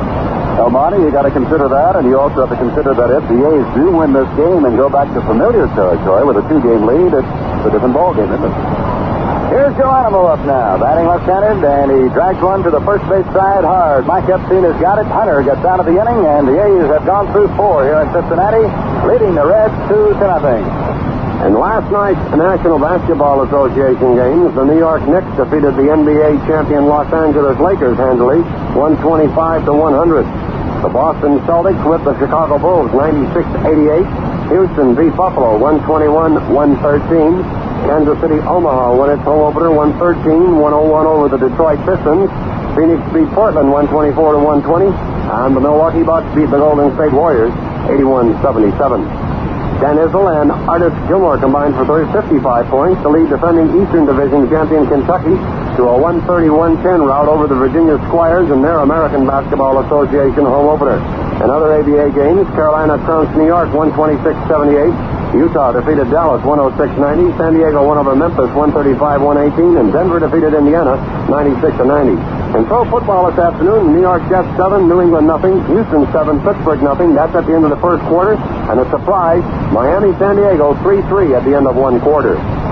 Along with Monty Moore, Jim Simpson back at Riverfront Stadium in Cincinnati, Ohio, on a brilliantly sunshiny afternoon. The temperature now climbing towards 60 degrees. The Reds fans, more than 52,000 of them, a little shell-shocked. They lost here yesterday 3-2, and they're losing now 2-0. And some of their big men have gone quietly. As we go to the top of the 5th, the A's will lead off with their pitcher, Catfish Hunter. Normally, of course, as we always point out, that this is something the opposing pitcher normally likes, because the opposing pitcher at bat is normally an automatic out. Catfish Hunter is the best hitter. He's hit now safely in 11 of his last 13 games that he has pitched. And Catfish, with a single in the second inning, drove in 1 of the 2 A's runs this afternoon. Grimsley's ready. Bullpen stays busy with Don Gullick, scheduled to pitch the game on Tuesday out there warming up. Sparky Anderson may be loosening him up. Sparky Anderson may be saying we can't go out to the coast. 2 down. Here's a pitch to Jim Hunter, and it's low and away, ball 1. Yes, World Series managers often make statements and make changes very shortly thereafter because it is just a 7-game series. Pitch to Hunter is outside the ball. Yesterday, for instance, the World Series, the Oakland A's skipper, Dick Williams, had his 8th short reliever, Raleigh Fingers, up very early in that game. Here's a 2-0 pitch. Hunter takes one right down the middle and calls strike. One of the very little touched upon highlights of this game yesterday by the press across the country was the job that Raleigh Fingers did coming in relief. Pitch to Hunter, banged sharply towards second baseman Joe Morgan. Over to first, 1 down. Now here's the shortstop, Bert Campaneris, who has had 3 hits in the series now. 2 hits yesterday and 1 today.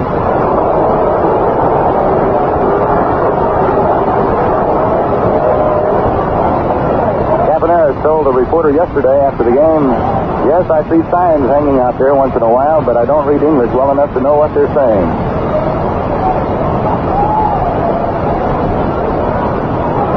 Ross Grimsley looks into Johnny Bench, steering past the batter, Campaneris, who fakes the bunt and takes it high for a ball.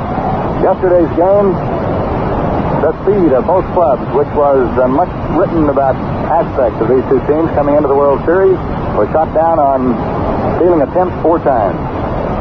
Campaneris hits one up in the air into right center field. Tolan moving over from one way, Geronimo from the other, and the right fielder, Geronimo, makes the catch. There are 2 outs. Grimsley now has retired 7 in a row since Rudy's home run. Here's Matty Alou. He's grounded out twice in this game to the third baseman, looking for his first World Series hit of this year. The left-handed batter, the smallest of the 3 Alou brothers who play in the major league. Matty was saying today that he felt kind of strange being here. He said as long as he was with the Cardinals up until late August, he was pulling for his brother's team, the New York Yankees, to get into the World Series from the American League, and he said, boy, how things can change. One strike count on him, the pitch. Curveball hit sharply to the shortstop. Chaney down, up going to first in the dirt. Perez digs it out. And we've gone through half the ball game here at Riverfront Stadium in Cincinnati. The score, the Oakland A's 2, the Cincinnati Reds nothing. Now this message on behalf of the Survivors Benefit Plan for servicemen. Military members can now provide an automatic survivor income of up to 55% of retired pay to widows and dependent children. The Survivor Benefit Plan, SBP as it's called, also allows persons retired to provide on a voluntary basis the same protection to their families. The program includes members of the reserve components of the Army National Guard and Air National Guard, with participation starting at age 60 when retired pay starts. The government pays a substantial part of the cost of the new SBP, making reductions in a retiree's pay smaller for the amount of family protection gained. If you're a career member of the Armed Forces right now, find out about the new benefits available to your family through the Survivor Benefit Plan. It's a way to buy time. Time to get your family off on a good start. Time to finish the job that you may not be able to finish yourself. The Survivor Benefit Plan is another reason why a career in the Armed Forces is a good deal. And now as we go to the last half of the fifth inning of game number 2 of the 1972 World Series, here is NBC's Jim Simpson. Thanks, Monty Moore. Harold Chaney will lead it off, and then Ted Eulander is out on deck and will bat to Ross Grimsley, who will depart. As the Reds find themselves in need of runs. They are down 2-0 as we start the last of the fifth. Chaney was walked intentionally to load the bases to get at Grimsley back in the second, and Grimsley struck out. This time he lines the ball to left center field, charging as Hendricks, and takes it. As Monty says, the A's called him Easy George, and he really eased over there on a pretty well hit ball. Grimsley is gone. As we said, Eulander was up yesterday one time as a pinch hitter and struck out. Grimsley worked 5 innings, gave up 2 earned runs, 6 hits, struck out 1, and walked nobody. Eulander, former American leaguer. The Reds looking for some runs. Catfish Hunter has driven in 1 run for Oakland. That was in the second. And then Joe Rudy homers in the third, and they're the run for the ball game. The Reds have had their opportunity. Eulander, left-handed batter, facing the right-handed Hunter, puts one up the alley over quickly as Joe Rudy, and it's over on Chuck Club. Eulander loses his helmet as he goes around to second base with a pinch hit double.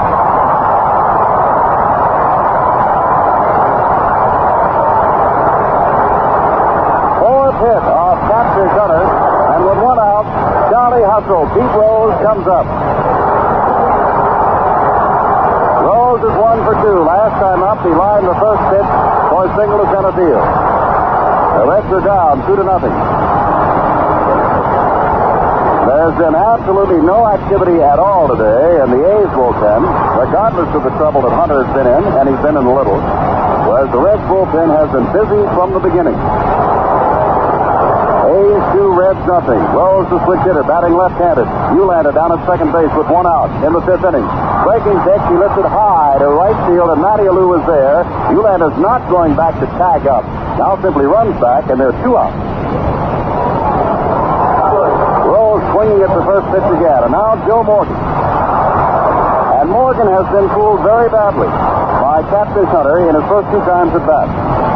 He curved him for the second strike in the first inning and then blew a fastball right by him, and Morgan struck out swinging. In the third inning, he popped up to the catcher Hunter in foul territory. So Morgan, who led the major leagues in runs scored with 122, hit 16 home runs himself and drove in 73. Left-handed batter, Reds feel that he or Bench will be the MVP. Hunter throws, it's fouled off. Strike 1 to Joe Morgan.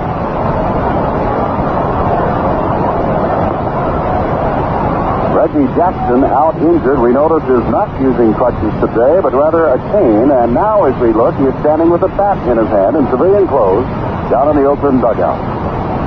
Reggie missing. Here's the strike 1 pitch, breaking ball. Epstein gets himself in front of it at first base, now loses it. Had the ball, lost it from his glove. As he started for the bag, it would have been an easy out. Instead, over to third base goes Eulander, and Morgan is safe on the error.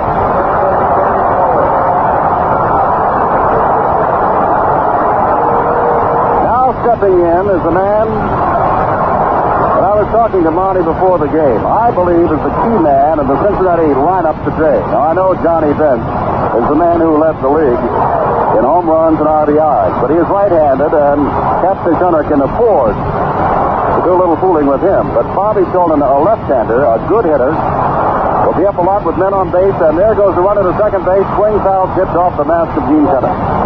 They had Morgan, who stole 58 bases, on his way to second, hoping that Tolan could rip a single and perhaps score both of them and tie this game up.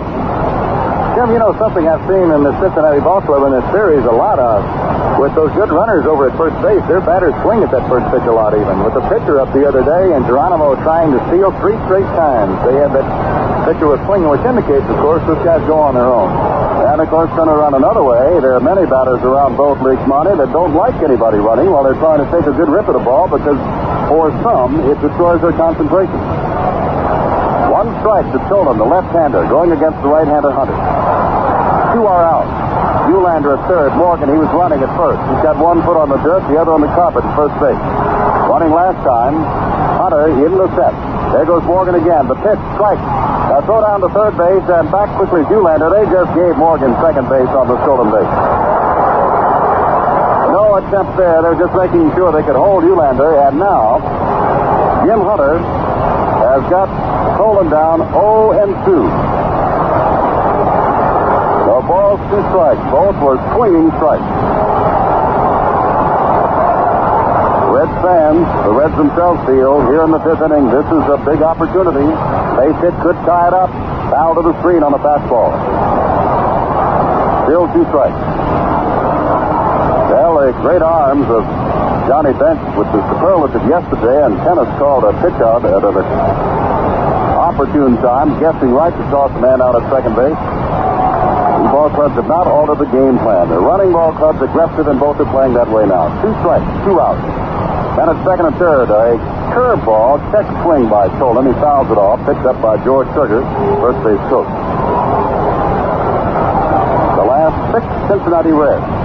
Monty was talking about swinging at the first pitch. The last 6 Cincinnati Reds have all swung at the first pitch.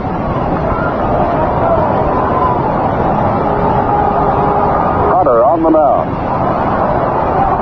They're playing Tolan straight away and deep. Ready with a 2-strike pitch just in under the arms. He lifts him up, but it's an inside pitch. 1 ball, 2 strikes. Hunter's Monty pointed out to you, not overpoweringly fast, great breaking stuff, but he pitches to the spot. Very seldom gets the ball out over the plate. They can get a good cut at it. 1 ball, 2 strikes, comes back with the fastball that is popped up. Campaneris goes back, waves everybody off in a very definite manner, and takes it. And they're out of the inning again. And again, they leave men on base. No runs, 1 hit, 1 error, and then left at second and third. At the end of 5, it is Oakland 2 and Cincinnati nothing. Well, Preston Club was looking through the World Series record book, and in the 1920 World Series between Cleveland and Brooklyn, in which Cleveland won 5 games to 2, Bill Wamgens, Cleveland second baseman, made the only unassisted triple play of World Series history in the 5th game. With runners on second and first, Clarence Mitchell, the Brooklyn pitcher, hit a sharp line drive to the second baseman, and that was Wambassen. Bill, who was running over to cover his bag, stepped on second base, retiring 1 runner, wheeled around and tagged the other runner who had run down from first. Mitchell had the unfortunate experience of hitting into 5 putouts in his last 2 times at bat, and he later grounded into a double play. Moving from baseball to golf, Tom Weiskopf has scored an easy victory over Lee Trevino to win the Piccadilly World Match Play Golf Championship at Wentworth, England. Weiskopf beat Trevino yesterday, 4-3 in the 36-hole final, to win the top prize, $21,250. And now back to Cincinnati in the top half of the 6th inning. We go to the top half of the 6th inning, and Marky Anderson has gone to the bullpen to bring on a young right-hander by the name of Pedro Parpon. He came in and faced 3 batters yesterday and showing a good overhanded sinker ball. He got 3 batters that he faced to hit the ball into the ground for easy out. He is 6'2", 185-pounder, and he's from the Dominican Republic. And this year got into 62 games for Cincinnati, had an earned run average of 3.17. Walked 32, struck out 48, which indicates that as a relief pitcher, he just goes in and basically wants them to hit the ball. Every World Series that comes along, if a pitching staff does a good job on another ball club, The men who scouted the team before the World Series started always gets a lot of credit. And Sherm Lawler, one of the great catchers in Chicago White Sox history, a defensive whiz behind that plate, and a man who knows pitching when he sees it, and the manager of the Oakland A's AAA club this year at Des Moines, Iowa, was a man who has been scouting Cincinnati the last week of the season, and from the way the A's pitchers have done so far, he must have done a pretty good job. Now ready for action again here in the sixth, and here's Jim. Yesterday, Buddy, you're talking about the 3-up, 3-down performance of Bourbon. He got Bando Hendricks, and more importantly, he cooled off Tennis, who had hit 2 home runs first 2 times up. Now he is coming in to face Joe Rudy, who singled in the first, and his home run gave the A's their second run of this ball game. That occurred in the third. So it's the 3, 4, 5 batters that the sinking fastball pitcher Bourbon, a right-hander, must face, and Rudy's trying to putt his way on. Good punter. Bench is declaring that it hit him out of the box and that he should be out. Punter's starting to go down. Anderson is coming down. Now they're looking down the third base umpire, Bob Engel of the National League, and he says that he's safe. In other words, they're claiming that Rudy was hit by a batted ball out of the batter's box in fair territory and should be declared out. Johnny Bench took off his mask, with Sparky Anderson very quick out to keep Mr. Bench in the ball game. And for those of you who are keeping score, you will know that when we go to the last of this inning, for an incredible 6th time in 7 times at bat, Johnny Bench will be leading off without a chance to drive and run, barring the home run, for Cincinnati. Bourbon, the right-hander, and they're playing Rudy, as Monty's been telling you, around to the right. He does hit to the opposite field, but the last time up with a 1-ball, 2-strike count, he pulled his home run high to left. Breaking pitch, one of the few that we've seen Bourbon throw, at least in this series and playoff championships, is foul to the right. It's 2 strikes.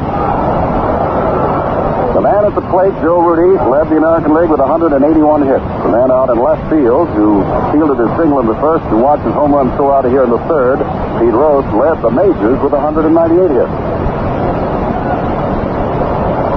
2 strikes. It counts to Rudy. Bourbon drops down, throws sidearm, but the ball is up high, and it's 1 ball, 2 strikes. This Riverfront Stadium is very, very quiet. This is not what the odds makers felt would happen. This is not what the Red fans felt would happen. They dropped the game yesterday. They're losing the game today. 1 ball, 2 strikes, another breaking pitch inside the line, and just does get fouled. He was talking to you about how Joe uses a weightlifting program to remain strong all year round, and he hardly said that, and Mr. Rudy showed you some strength when he muscled that home run into the mezzanine section of Riverfront Stadium. Bourbon is ready. Rudy back in the box. Right-hander to right-hander. There's the fastball, and it's foul tip. Bench holds on to it, but it's a strikeout. Second Oakland A's who have struck out this afternoon, and here's Mike Epstein. Epstein struck out in the first. He grounded the first in the third. He is 0 for 5 in the series, and he committed an error that could have been costly in the last inning. But Jim Hunter bore down and got the man. And now we have the A's bullpen busy, Monty. Yes, that's Joe Holden, a right-hander, and left-hander Dave Hamilton. It is down low and inside Epstein. 1-0.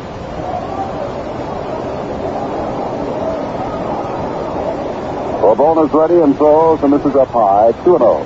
Epstein, as we've described to you, came up to the Baltimore organization. He was the minor league player of the year at Rochester. Baltimore traded him away to Washington, where he was exposed to Ted Williams. And he looked over those pitches very carefully. And that's the strike on the outside corner. Epstein likes to key off what he thinks the pitcher has going for him that day. For example, Williams would key off a slider. He could afford to. That was Ted Williams. Epstein likes the period here hitting, and as Monty says, he takes a look at a lot of 3-1. In that bullpen is just sort of a workout session right now. Bob Locker's going out. Holden and Hamilton are sort of the middle inning relievers, and now we are beyond that without them having to work. 3-1 pitch, and Epstein takes the rip, and it's 3 balls, 2 strikes. We're in the Oakland 6th. Fly to the Bay Area tonight. Tomorrow is an off day. You get over that 3-hour time difference, get a little practice, look at the other ballpark, and then they resume Tuesday evening. Fastball is high and away, and Epstein has drawn the walk. And we'll have a pinch runner, I believe, right here. This is Dick Williams' procedure during the course of the year is pinch run for Epstein in the late innings if he gets on, and then go with Mike Beagan on defense at first base. Alan Lewis, the Panamanian Express, the man who is on the roster for the World Series and eligible because Reggie Jackson was injured, goes in to run for Mike Epstein. Well, you remember, Monty. I remember. Maybe those listening remember. Yesterday, the same thing happened, and Lewis, on the first play, tried to steal second base and was gunned down by Johnny Bench. On the first pitch, I should say, since coming in. But he was running yesterday for the first time on this nearly fully carpeted, artificially turfed infield. And now they checked Lewis over at first base. 102 bases he stole one year in the minor league. 1 out, 2-0 the A's. We're in the top of the sixth, and Oakland's got a man on with 1 out. Breaking pitch, and Bando, the batter, swings and misses. Cal singled in the second inning, erased on the fourth play, and grounded to short in the third. He's 1 for 2. Bando led the A's with game-winning hits throughout the season with 16. There's another quick check to first base, but has not driven in or scored a run since the regular season ended and the playoffs in the World Series began. Bando can hit home runs. He had 15 of them. High inside pitch, but he goes for it, and that's strike 2. A key as we look at Pedro Bourbon today, Monty, is the fact that he is a sinking fastball pitcher, and he's not getting the ball down low. He's made the one good pitch to Bando that was low, and it was a breaking ball or sinker, but it was down. But everything else has been up, Jim. And as you're saying, those sinker ball pitchers can be hit hard when that happens. Nobody now in the Cincinnati bullpen. Anderson looking on from the dugout. The word is when Johnny Bench, the catcher, should happen to look toward the dugout while in his crouch, that means he feels that the pitcher has no longer got it. And his manager, Sparky Anderson, should get somebody ready. 2 strikes now. Lewis not going. Pitch stays high, and it's 1 ball, 2 strikes. That little conference Bench had with his pitcher might have been as a result of a scouting report. Both Campaneris and Lewis like to run a lot on no balls, 2 strikes, which is unusual for base stealers, but they both like to do that. 1 and 2. Lewis has both feet in the dirt area around first base. Not a big lead at all. Bourbon is taking a long look, and there goes Lewis, and there's a swing, a throw by Bench down to second base. They've got him at second base. Bando strikes out into a double play, and Bench has put out yet another runner. No runs, no hits, no errors, and thanks to Bench is on, nobody left on base. We go to the last of the 6th. It's Oakland 2, Cincinnati nothing. Let's up. Elsewhere at the half, Pittsburgh leading Houston by a score of 10-0. At the half, the Bears 7, Cleveland nothing. Well, Johnny Bench, another incredible throw. That was a low breaking ball out away from Sal Bando, and Alan Lewis got a tremendous jump off first base. Johnny Bench just overpowered him with another straight throw to second. Here we go to the last half of the 6th. It's still 2-0 Oakland. Jim? And for the 6th time in his 7 at-bats in this World Series, Johnny Bench leads off an inning. Nobody on the bases ahead of him to drive in for the Cincinnati Reds. 2-0 to score, catch this hunter, and we have a substitution down at first base, of course. Bench looks to punt his way on, but punts it foul toward Alex Grammer. And that is that Mike Beagan, fine defensive first baseman, has come in. Well, that shows you how having Bench lead off can change the ball game around. Instead of a man who has hit 40 home runs during the regular season, and then the game-tying home run in the last of the night of the final game of the National League Championship, led the majors in RBIs, he can't swing away to drive and runs because he's leading off. So Bench is trying to punt his way on so somebody else can drive him in. In the first, he singled. In the third, he sent Hendricks very deep in center field. Swinging on the 3-1 pitch. Strike 1, the count. Fastball is popped up, foul. Coming back is Kenneth looking up, now gives up on the ball as it falls in the seats behind home plate. 2 strikes to Bench.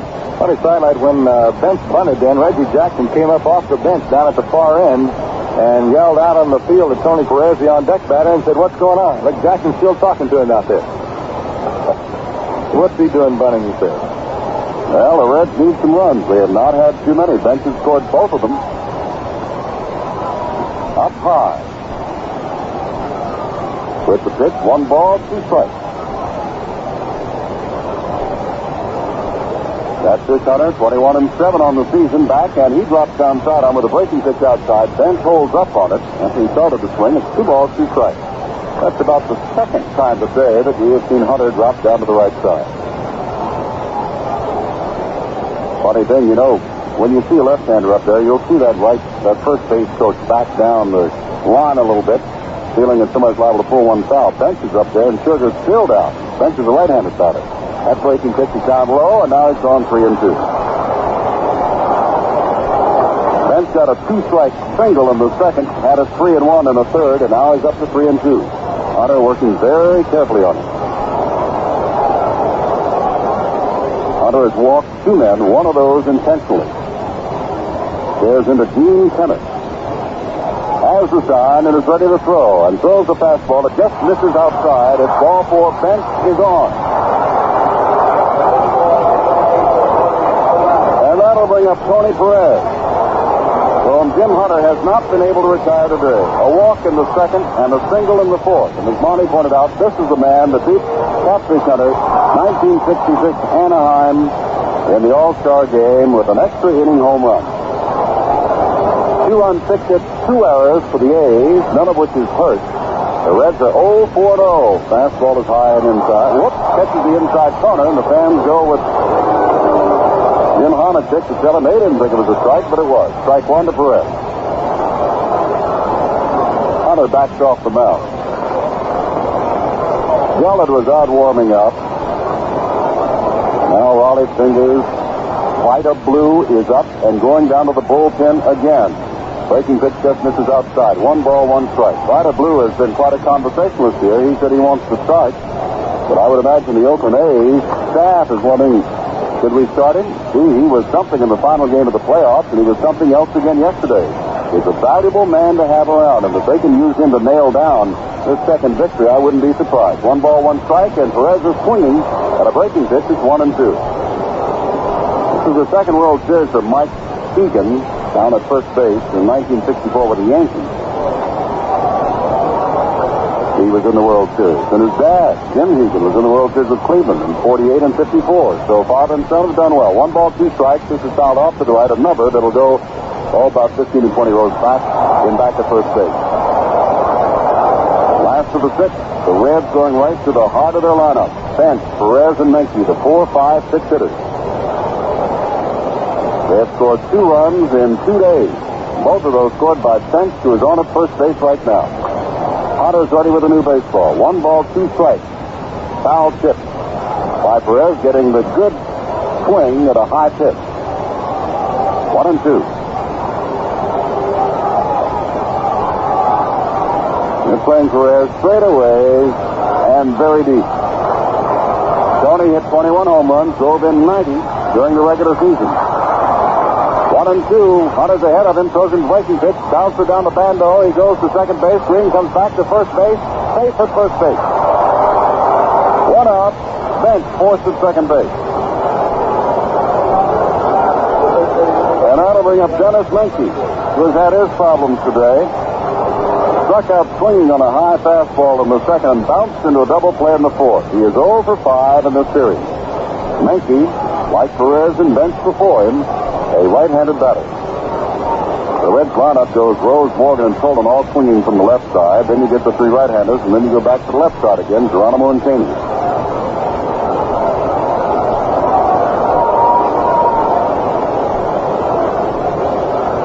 Hunter waits and throws. Ball is popped up foul. It'll make it in the seats behind home plate. Well, Jack Dillingham was the early choice to go ahead and pitch the 3rd game of the World Series on Tuesday night. Then we heard that Sparky Anderson might be going with Don Gullett. Gullett was down and warming up. A little while ago, it might have been that he was just loosening up. So we'll say Dillingham or Gullett for Tuesday. It'll be Blue Moon Odom for the A's on Tuesday. Dave Concepcion is going down now to loosen up a little bit. In the bullpen, pitch just misses. 1 ball, 1 strike to Menke. Geronimo swinging. The bat on deck.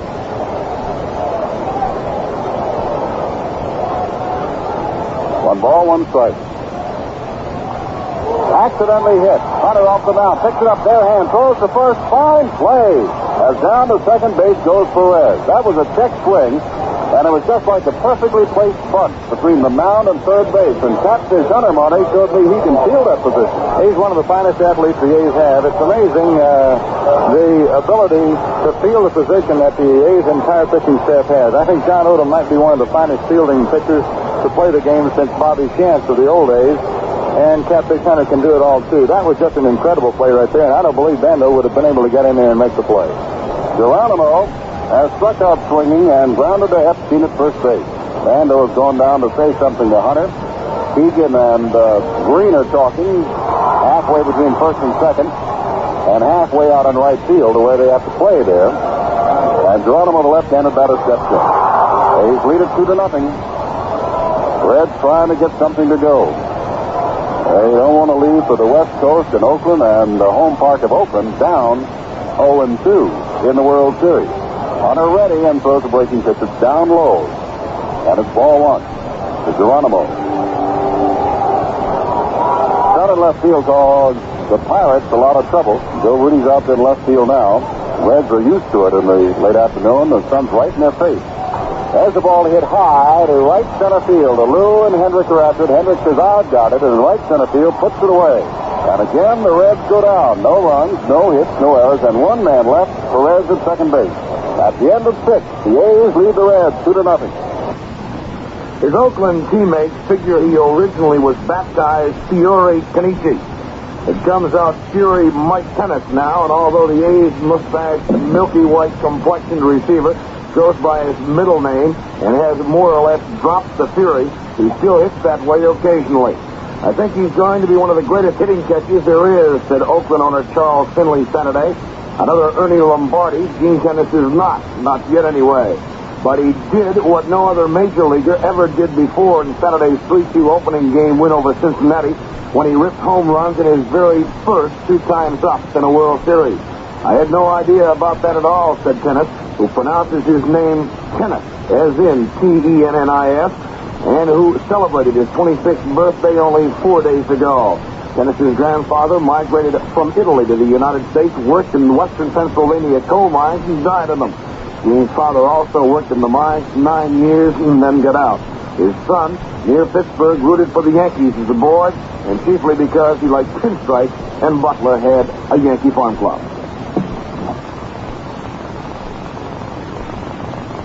Right now, let's pause for station identification.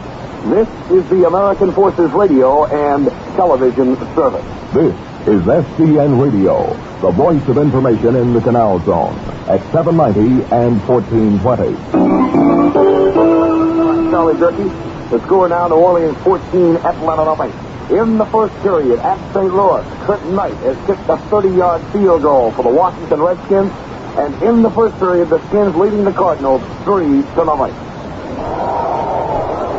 This is Monty Moore with Jim Simpson. 7th inning, second game of the World Series. Oakland 2, Cincinnati nothing. Here's Jim.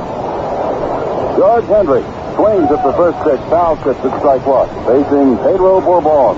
Hendricks, technically 0 for 2, bounced into a force play but scored the first run ahead of the single of Catfish Hunter. And then chopped one back to Grimsley, the first baseman, in the 4th inning. Pitch is low, ball one. 1 ball, 1 strike. Bourbon in relief of Ross Grimsley, who started and went the first 5 innings and gave up both runs, including the home run to Rudy. Foul back. Above our heads, above the press box. It's 1 ball, 2 strikes to Hendricks. Well, we were telling you yesterday that the team that won the first game of the World Series 40 times and 68 tries went on to win the series. Pretty soon we'll be bragging out possibly those statistics that say, if you win the first 2, what happens? Fly ball, right field. Geronimo comes in and one-hands it for the out. And that'll bring up Gene Tennis. 2 home runs yesterday. He is 0 for 2 today. 53,224, which beats the old record set here yesterday of 52,918, and they set a new attendance record in Cincinnati. Bourbon throws a breaking pitch as Tennis fouls at the plate. 1 strike. Well, without Reggie Jackson, you just wonder how many runs the Oakland A's can score. Answer is, thus far, they have scored enough. Scored 3 yesterday, and and 2 thus far today. They're leading this one 2-0 after winning yesterday's opener 3-2. Tennis with those 2 home runs. Bourbon with a 1-1 pitch. Swing and a miss. It's strike 2. 1 ball, 2 strikes. Now there are more than one player in history has hit 2 home runs in a World Series game. Tennis is the first to hit 2 home runs in the first 2 times at bat. I bring this up again because our colleague on NBC television, Tony Kubek, as a Yankee, hit 2 home runs. There's a swing and a miss at a pitch outside. He couldn't hold up on it, and Tennis strikes out. Tony hits 2 home runs with the Yankees. 2 out now in the Oakland 7th, and Nick Green is the scheduled hitter and is up there. Cincinnati has not scored in the last 11 innings. And there's a strike to Green. The only 2 runs the Reds have scored in this series were on infield forced-out plays at second base. Nobody has driven them in with a base hit. Strike 1, the pitch to Green, and he swings and misses. Strike 2. 1 for 2 to Green today. Singled in the second to keep the rally alive with 2 out and fly to right in the 4th. Bourbon has been most effective in this series as he was in the playoffs. Strike 3, Green looks at it, and Bourbon has struck out 4 of the men that he has faced in the last 2 innings. A run, hit to error. We go to the last of the 7th. Oakland 2, Cincinnati nothing. Through the first 6.5 innings, it's Oakland 2 runs, 6 hits. They've made a couple of errors. The Reds, no runs, 4 hits, and no errors. Have to go all the way back to 1933, Jim, to find a pitcher with the same consistency of the Catfish Hunters. That's the last time that a pitcher won 20 games 2 years in a row, and that pitcher was one Lefty Grove, who was just finishing up on a 7-year streak of 20 wins. Dale Cheney leads it off in the 7th inning. Hunter ready and throws for a strike on the outside corner. Joe Haig is on deck as a relief pitcher, or rather a pinch hitter for the relief pitcher, Pedro Bourbon. Haig was on deck yesterday but never got into the game. Back with a breaking pitch. It's too high to Cheney. 1 ball, 1 strike. So Bourbon worked a very effective 2 innings. He walked 1, but he struck out 4. And Tom Hall, the Blazer, is up in the bullpen for Cincinnati. Cheney swings, fouls this one off into the seats to the left, and it's 1 ball, 2 strikes. Hall, who had an amazing 10-1 record with Cincinnati, will be the next pitcher apparently, as he has now begun to warm up. 1-2, Hunter throws, fly ball. Short left field, Rudy glasses down, coming on now. Campaneris gives way, and Rudy has it for the first out of the Cincinnati 7th.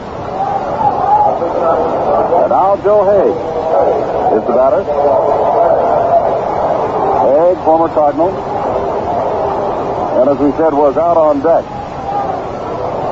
yesterday, but failed to get in.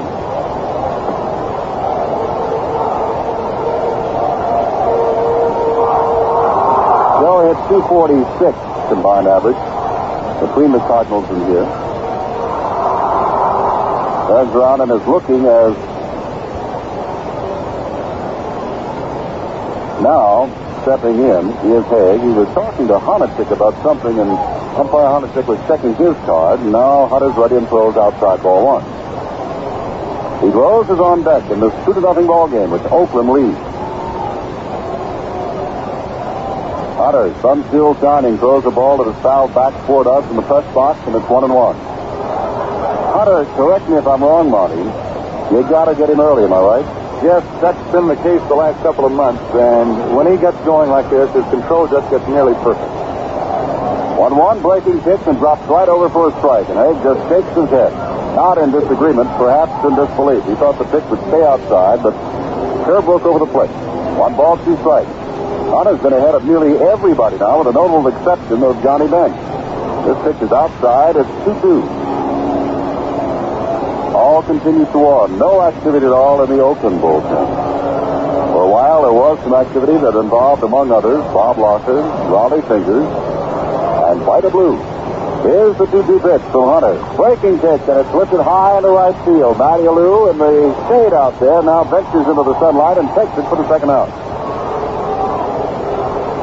2 out now in the 7th, and Pete Rose, 1 for 3, is up. Rose swung on a 1-0 pitch in the first. The last 2 times up, he has swung at the first pitch. Joe Morgan on deck. Rose stepped in. Tennis signals his outfielders that there are 2 away. Fastball is right down the middle, strike 1. Campaneris is in short left field, very deep, and Dick Green is almost in right field, very deep. Epstein not as deep behind first base on this carpeted infield, and there's another strike for the breaking pitch. 0-2. I said Epstein, I mean Beagan, of course, at first base. Mike departed.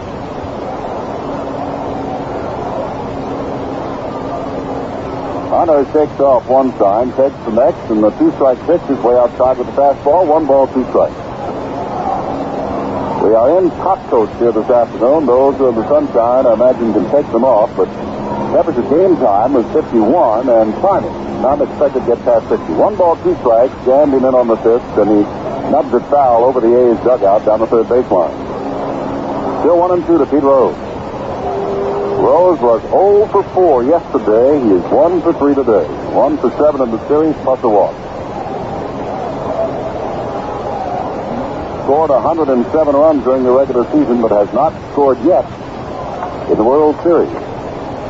Breaking pitch outside to him, 2-2. Morgan, who led the majors with 122 runs during the regular season, has not scored. And therein lies the key to getting the Reds, if you can. Keep Rose, Morgan, and Tolan off those bases and keep Johnny Bench away from having a chance to drive them in. Thus far, they've been successful.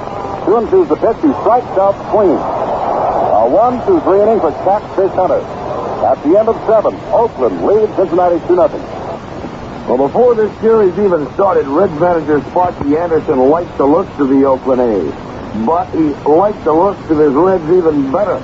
Oakland has an outstanding club, Anderson was heard to say while watching Oakland win the American League pennant on television from his office in Cincinnati. They definitely have a lot of talent, he said. They're far and away the best club in that league. Our scouting reports indicate they have excellent pitching, and they have a lot of young, powerful hitters. But according to Sparky, Oakland isn't the best in baseball. This team, meeting the Reds, is the greatest, he said. We have everything a great team must have: power, speed, good defense, and tough pitching. Reds team captain Pete Rose saw one facet of the Oakland attack which he thought might work in Cincinnati's favor.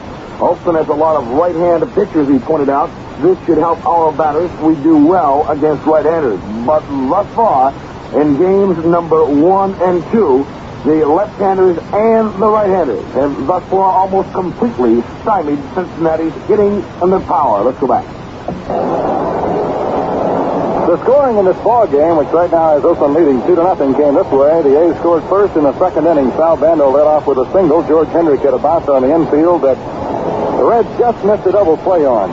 That left Hendricks on at first base after Tennis flying out to left. Dick Green got a base hit, moving Hendricks to second base from where he scored on Catfish Hunter's base hit to left field. The A's got another hit in the inning by Campaneris, but Dick Green was thrown out at the plate by Pete Rose to Johnny Bench. The A's got their other run in a lightning-like swing of the bat by Joe Rudy, a home run in the third inning.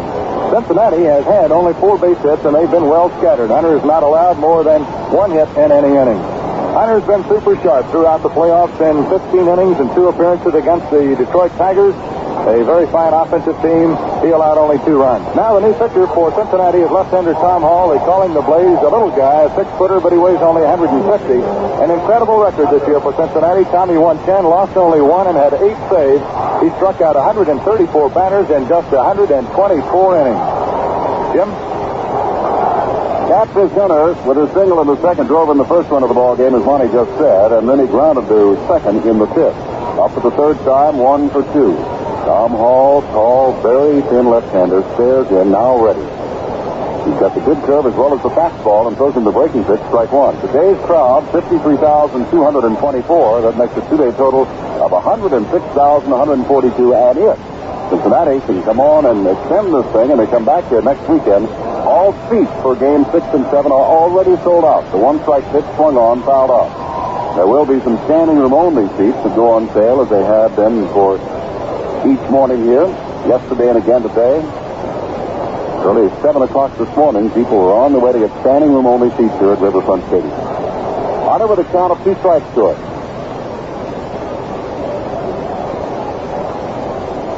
Ready to throw. Up high with the pitch. Bench came up off his knees to grab that one. It's 1 ball, 2 strikes.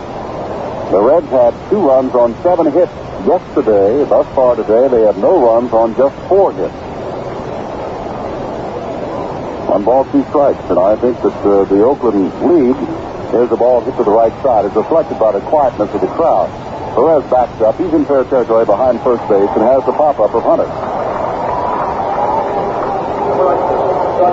That'll bring up Campaneris, grounded out in the first, singled in the second, and fly to right in the fifth.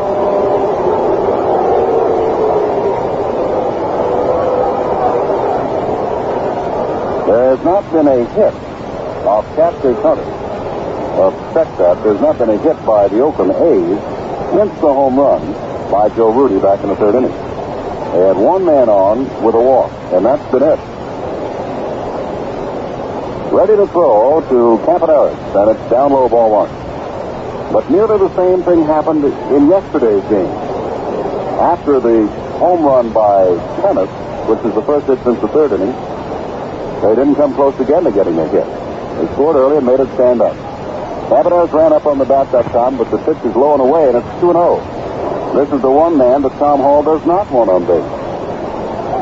Campaneris being gunned down by the throw of Johnny Bench yesterday. He's thrown out 3 players thus far in this World Series. Would love to test him again. There's a called strike. 2 balls, 1 strike.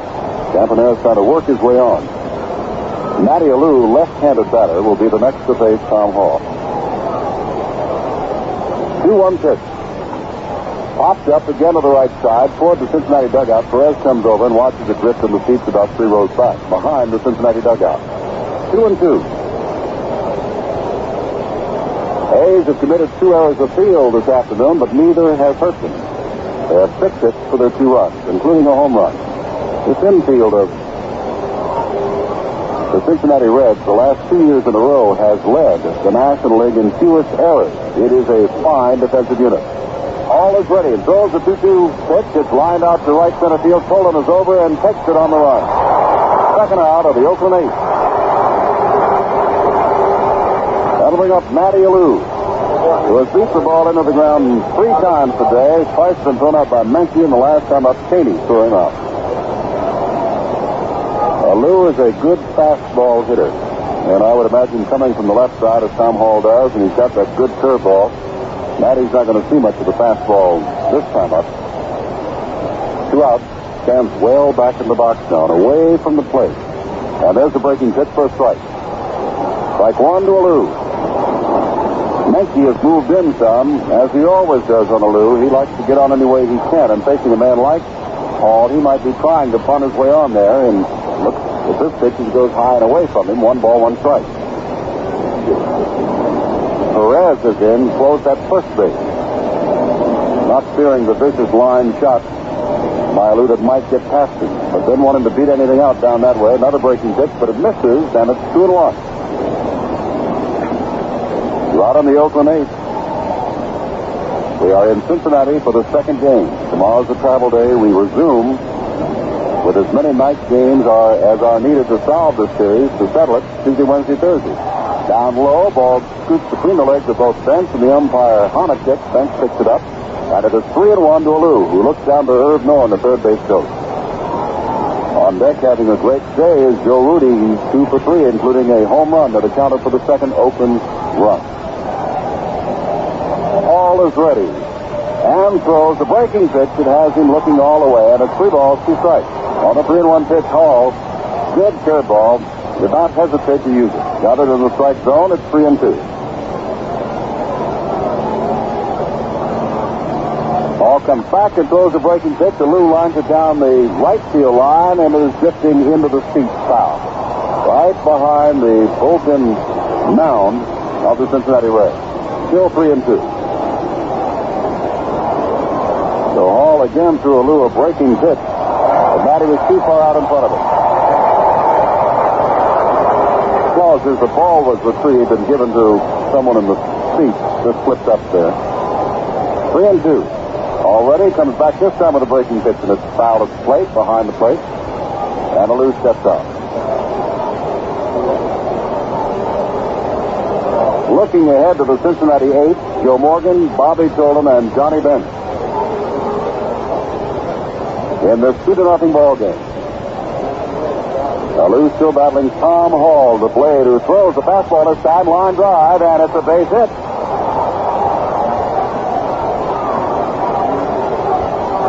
Well, they couldn't get Matty Alou with the breaking stuff, and he fouled a couple off, and they came in with the fastball, and Matty Alou, a fine fastball hitter, just lined that ball to right field. Base hit with 2 out, and here's Joe Rudy. Single on the first pitch, and the first was down, a 1-2 count to Ross Grimsley in the third, and powered one into the mezzanine in left field. That was the second run. He struck out swinging at a fastball in the 6th inning. Thrown by Pedro Bourbon. He got his 2 hits off the starter Ross Grimsley. Rudy, right-hander against the left-hander Tom Hall. Kling fouls it off.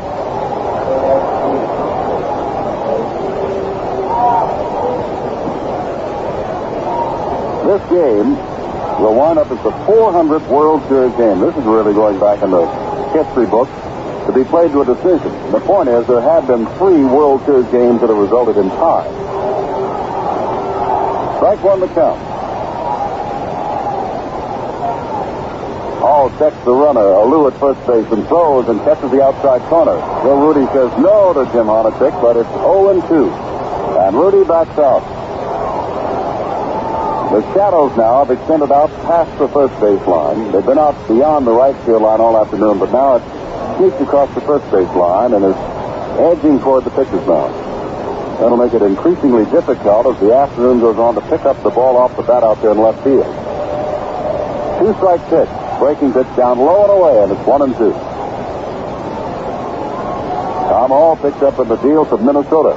One of the many deals that Bob Howsam made in changing around the 1971 Cincinnati team that did not produce after its pennant of 1970. Of course, the bigger traders, Joe Morgan, brought here when Lee May and Tommy Helms went. Foul at the plate by Rudy, 1-2. Geronimo was also in that Houston trade, and Tom Hall coming down from Minnesota was a big plus also. 1-2. Can't get over it, Monty. This Riverfront Stadium is nearly quiet. The loudest noise you hear is a plane flying overhead. The Reds are down 2-0. Rudy with that closed set. Hits to right.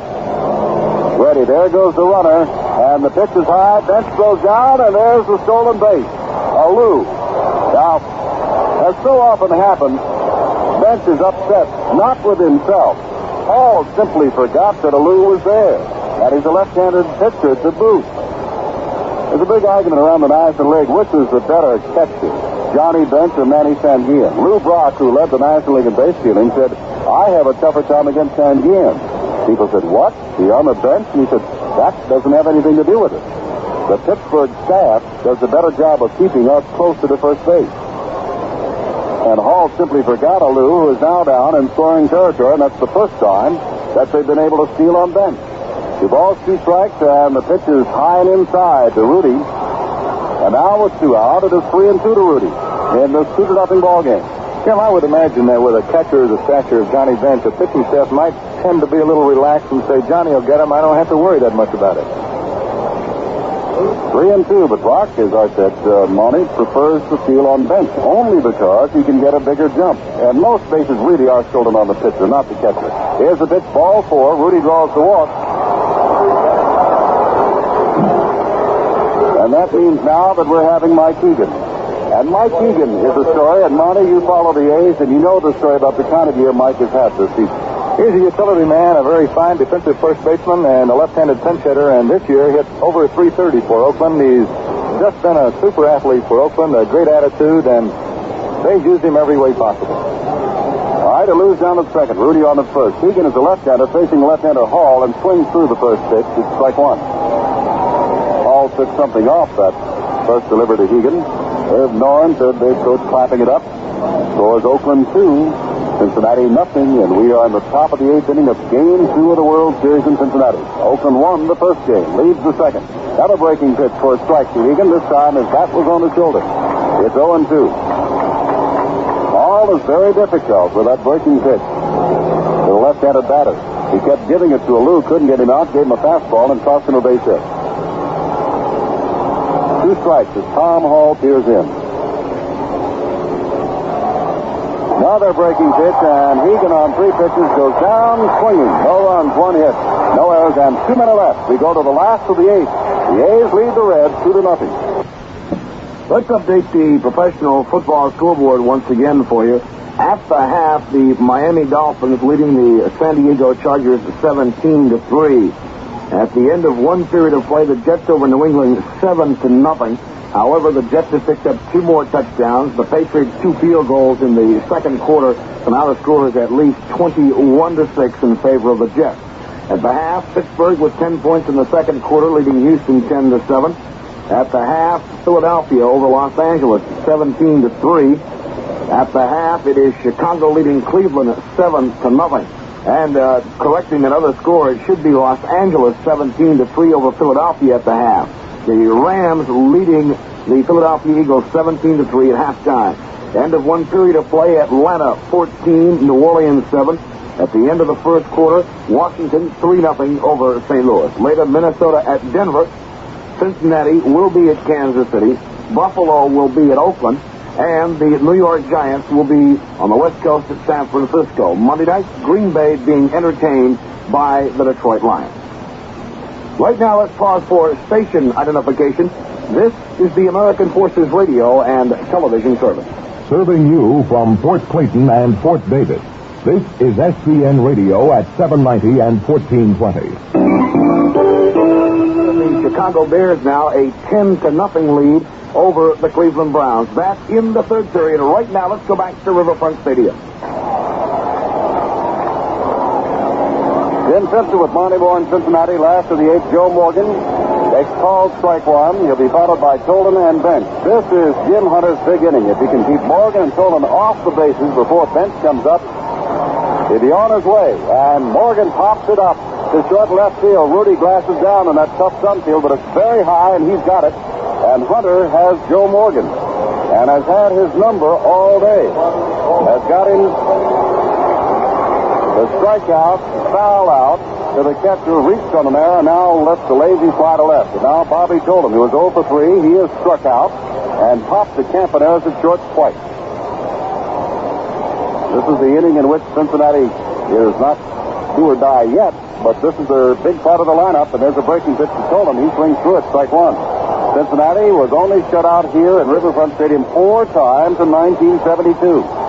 They're being shut out now. Vida Blue and Raleigh Fingers are throwing just in case Hunter needs some help. The A's want to go home with that 2-game lead. Back with the fastball, and he's got Tolan swinging again. The big job for Hunter, for any pitcher against Cincinnati, is get those top 3 men, Rose, Morgan, and Tolan. Out of them all today, Rose has reached once on a base hit, Morgan on an error.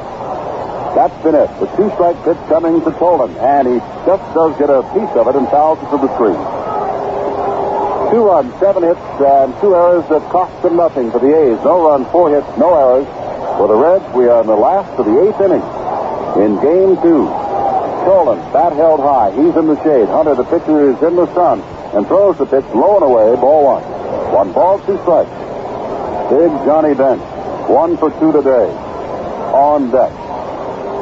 Tolan wants to reach and allow Bench a chance to tie it at 2 by hitting one out of here. 1-2. Ball is hit to right field. Alou is there. Shot it in. Now backs up and off to his right. And again, Johnny Bench comes to bat with nobody on base. Well, no matter how this World Series turns out, they're going to say that in the first 2 games at least, the Oakland pitching staff did a superb job of keeping men off base with Johnny Bench coming up. And as any Cincinnati Red or their fans will tell you, that is how, if you're to beat the Reds, you will. Bench right-hander swings on the first pitch, strike 1.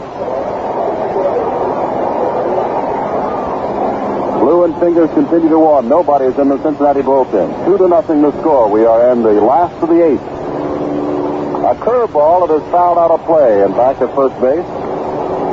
The realization being that if they can retire bench here as they go to the ninth inning, it'll be Perez, Menke, and Geronimo that Jim Catfish Hunter must face. 21-7 on the season. He went 15 in the third innings in the playoffs, allowing 2 runs, and earned run average of 1.17 in the playoffs, and he's allowed nothing so far today. Curve is outside. The bench is 1 ball, 2 strikes.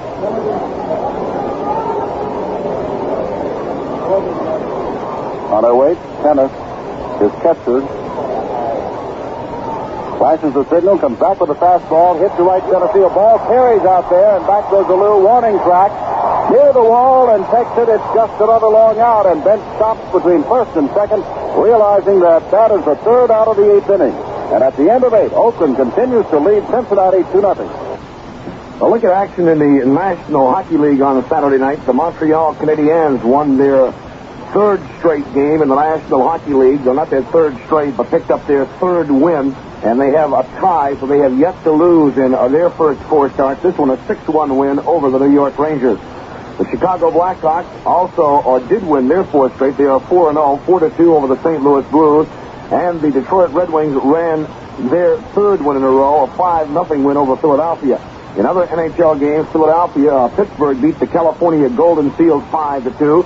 Toronto beat Los Angeles 6-4. The Boston Bruins beat the New York Islanders 7-4. Atlanta and Buffalo played to a 1-1 tie. And Minnesota and Vancouver tied at 3-3. Only 2 games in the World Hockey Association Saturday. New York beat Ottawa 8-6. Cleveland beat Alberta 3-2.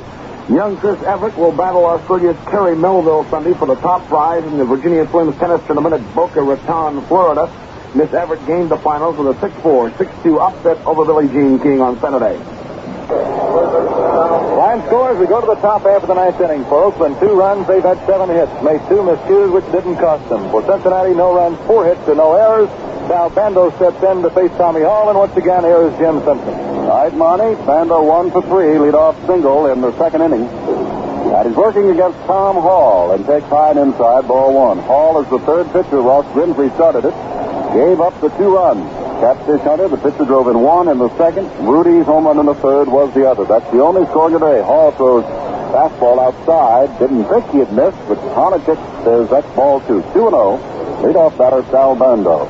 To George Hendricks and Gene Tennis to follow. Ground ball toward the shortstop. Kanian gobbles it up, throws on, and Bando, running very well, nevertheless is out by a step or 2. That'll bring up Hendricks. Well, since the World Series has become a 7-game affair, only 5 times in the history of the World Series has the team lost the first 2 and then come back to win. But in every case, the team that won the first 2 did it at home and then had to go on the road for 3 games. Here's Hendricks. So in other words, as there's a strike to Hendricks, no team has ever lost the first 2 at home and then come back to win the World Series. Cincinnati would have to break precedent. Back with a change-up, and it's fouled off and behind home plate and in the seat. Hendricks is 0 for 3 today, but reached on a force play in the 2nd and scored ahead of Hunter's run-scoring single. 2 strikes to Hendricks. Some of this record crowd of 53,224 have started for the exits, although the Reds have a history of coming back. Low inside, Bench gloves it, keeps it in front of him, knocks it down. Anybody that remembers the final game of the playoff championships with the Pittsburgh Pirates would have to stick around. These Reds never give in. 1 ball, 2 strikes. You got to beat them. You're not going to beat themselves. All back throws the fastball line to the right. Morgan playing very deep, gloves it and throws wide of the bag. Morgan was playing very deep, had him. Hendricks hustling down there all the way, and Morgan threw wide of the bag, and Hendricks is on.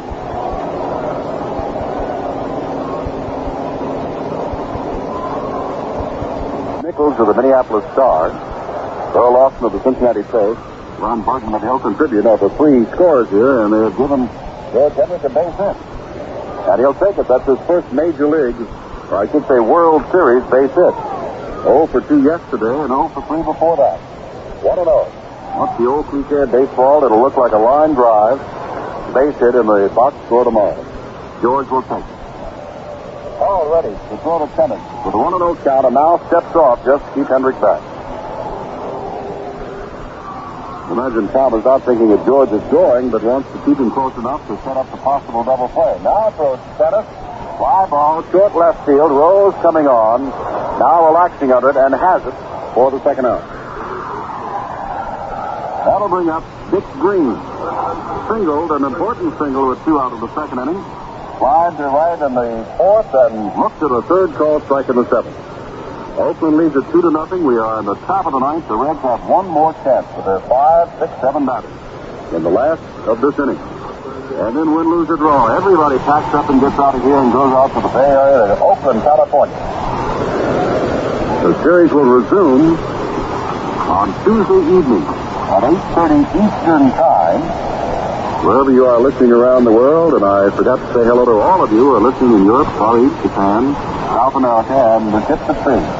All is ready, fouled, behind home plate, near the Oakland dugout. Bench is over, mask off, but that's going to be in the seats by 4 or 5 rows. 1 strike for Dick Green.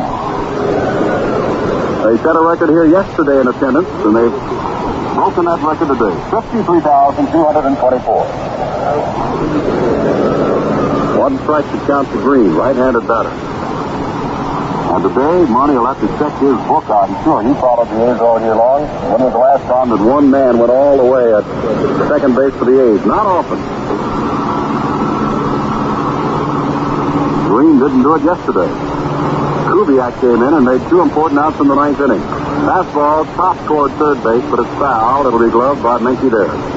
It was during the last series of the year in Kansas City, and they let Dick Green play all the way one night. They let Donald Maxfield play all the way one night, and Ted Kubiak, just so they could all 3 get a few times at bat.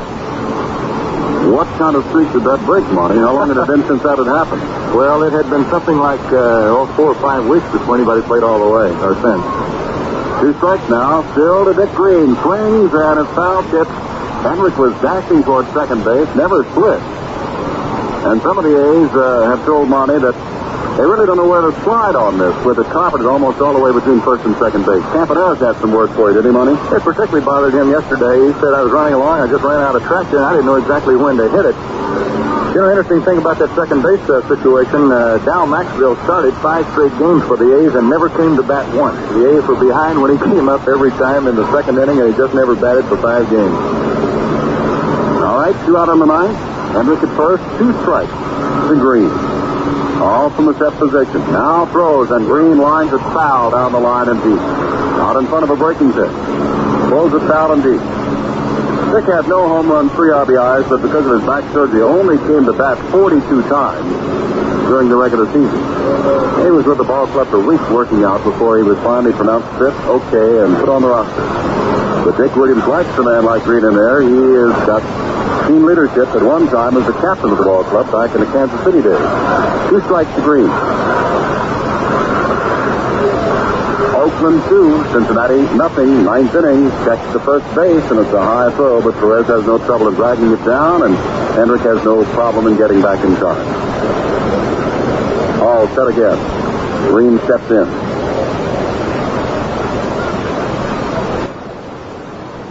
Another check at first base. Hall has given up 2 base hits. Man has been walked in the 2 innings that he has worked, or 1 2/3 innings that he's worked, and is trying to get out of this so that the Reds can try to come back in the last of the 9th. Throws a pitch, and there's a drive. Base hit into center field. Hendricks comes around, pulled and held up a little bit, perhaps as if to decoy Hendricks, but the play was right in front of George, and he stops at second base. And that brings up Catfish Hunter, and no matter whether you're a Cincinnati fan or Oakland fan, this fellow has done quite a job this afternoon. He's allowed 4 hits and really never been in any real trouble, except in the second inning when an infield hit and a walk put him in trouble, and so what did he do? He struck out the side. Hunter also has driven in 1 of the 2 runs. He is 1 for 3.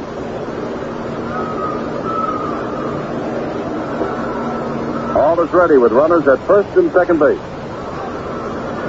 First pitch is ball one.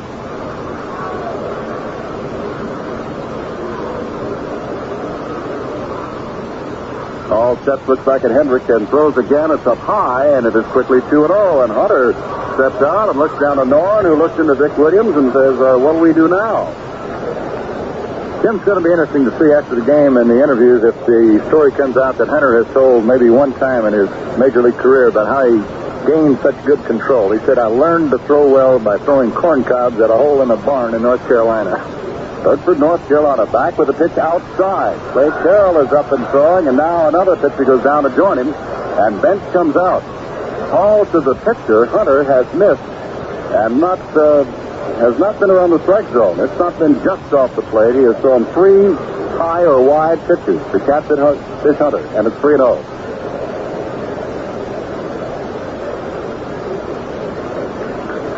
Two out, 3-0. Let us see whether or not they're giving Cap Fish the sign to go ahead and swing away on 3-0, or whether he is taking to load the bases and bring up a fellow by the name of Campaneris. Don't you think he'd be taking? He is taking, and he draws ball 4. They've walked, the bases loaded, and Campaneris is coming up.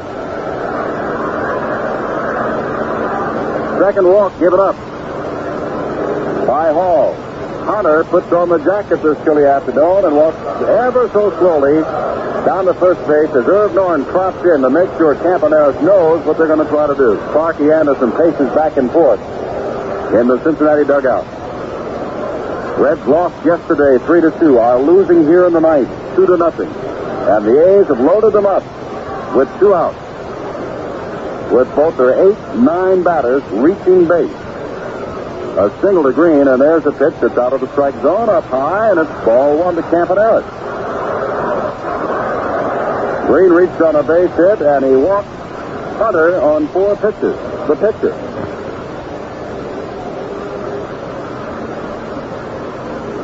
Pitching from a windup now with the bases loaded. Hall comes right back with a fastball. It is inside, and it is 2-0. Hall now just steps back. Off the mound, goes to the rosin bag. Campaneris stares down to Irv Norton, the third base coach, who gives him the sign. That bullpen remains busy for the Reds. 2-0. They don't want another run to score here in the ninth inning. Comes back and throws one right down the middle. 2 balls, 1 strike.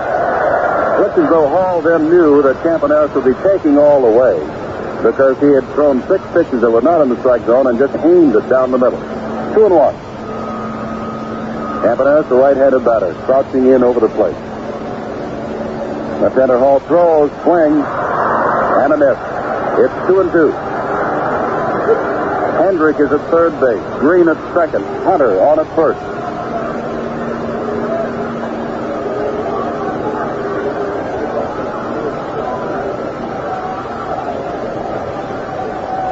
Hall has the sign. Nods. Throws on 2-2, foul behind the plate. Still 2 balls, 2 strikes to Campaneris. Suspended for the playoff series because of the bat throwing incident in the second game. Not allowed to play. He's been allowed to play in the World Series, but will miss the first week of action next year. Under 2 balls, 2 strikes. Hall ready. Throws the fastball, and he gets a bit of it and fouls it to the screen. And that's the pitch that Campaneris wanted. That pitch was out over the plate, and Campy had a good swing at it, but didn't get it. It's 2-2. Monty, we keep talking about the record crowd here. It seems as though you and I have been sitting here talking to ourselves. It's just been, I would imagine, one of the quietest of all World Series crowds. 2 balls, 2 strikes. Hall right back, throws a blazing fastball and strikes him out. No runs, 2 hits, no errors, and the bases are left loaded. We go to the last of the ninth. The Reds have one more chance. They trail Oakland 2-0. The United States retained the Davis Cup today on the strength of Stan Smith's clutch performance against Romania's Ion Chiriac. Smith defeated the 33-year-old Chiriac in a 3-hour match before 6,000 noisy, excitable Romanian fans in Bucharest. Smith won 4-6, 6-2, 6-4, 2-6, 6-love, wearing down Chiriac in the final set. There were frequent disputes over line calls as the fans roared their support for Tiriac. With the United States leading 2-1 going into the match, Tiriac had to win for Romania to stay alive in the Davis Cup competition. Tiriac rose to the occasion and played superbly when he leveled at 2 sets all with the crowd on its feet, cheering every point he won. It appeared he might upset Smith. But Smith, as he has every year for the last 5 years, hung on to win the decisive point in the Davis Cup victory. Romania, the first communist country to stage the final round of the Davis Cup, failed to break the domination by the Big Four tennis powers. Since the Davis Cup started in 1900, only the U.S., Australia, Britain, and France have won it.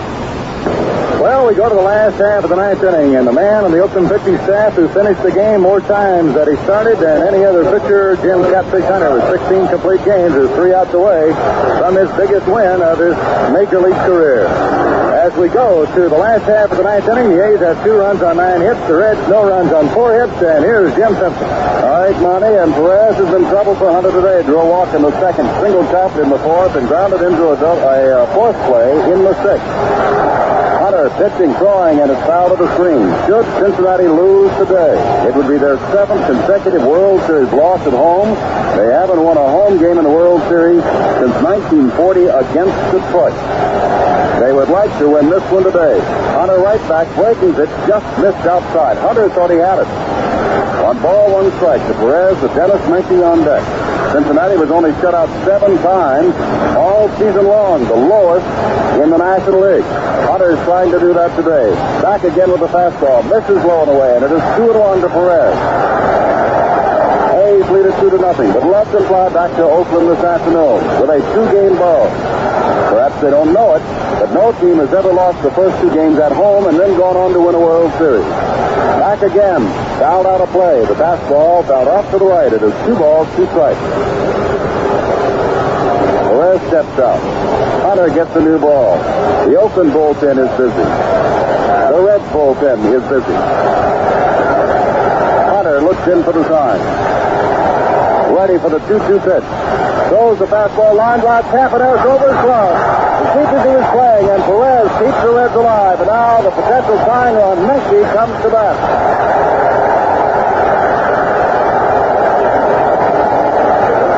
That is just the 5th hit off Jim Catfish Hunter. But it's a big one. Menke has struck out on the second, swinging to a high fastball, and has since grounded into a double play and grounded out. Nando checks with Williams. And a big point here is if Menke should hit it on the ground. Those A's have had trouble turning over the double play here on this carpet. The pitch, line to left field. Back goes Rudy, looking up. He's got it against the wall. And now retreating to first base goes Perez, and there's the fielding gem of the 1972 World Series. Hendricks is all the way over left field, dropping Rudy on the back. He went 4 or 5 or 6 feet in the air, and when he came down, it's what they call an ice cream cone. A lot of the white was showing. But Joe Rudy catches the line drive of Dennis Menke, and that's enough to bring Dick Williams out of there with his score call. I tell you, Rudy has been hit, Jim, when we signed on yesterday and started talking about the A's ball club, we said the most consistent performer Oakland has had all year, both in the field and at the plate, has been Joe Rudy. And that is what you call wiping it off the wall. Just about every World Series becomes famous for defensive plays, and I think when they make the World Series film highlights this year, that will be one of the opening shots. Now Jim Honitzik goes out to where Williams is on the mound, and Dick might be saying, look, we've got left-hander Geronimo coming up. You want to face him, or there's white or blue out there? And Hunter has given him the word he wants to face Geronimo. He has struck him out, forced him to ground out, and hit a lazy fly to center field. Geronimo did hit a home run in the playoffs. 2-0 the score. Geronimo represents the tying run. Perez is at first base. And he was around second base and wheeling for third. No idea, nor did I. And I believe very few others of us thought that Joe Rudy would make that catch. Looked like the Reds were right back in business. Nando in. Takes the ball, is chopped and bunted toward him at third base. Fastball is fouled away. Beagan is holding the runner on at first. Green and Campaneris are back on the carpet. Wallen back at second and short. But Bando is in on the carpet in front of third base. They are playing Geronimo to hit to the other way, the other field, not to pull the ball. But he pulls the ball. Get it! Saved by Hegan. He drops it, but gets up and tags the bag. Hegan has saved a base hit. That's the reason he goes in the ball game, Jim. He is just incredible over there. With the runner being held at first base, it's impossible to think he could get a glove on that ball. Two are out. Perez goes down to second base. Two fabulous, I know that's an overused word, but two fabulous fielding plays turned in by Joe Rudy, who had much the more spectacular. But of course, when Keegan flagged that ball down, that saved runners being at first and third. And now it looks as though Hal McRae is going to come on.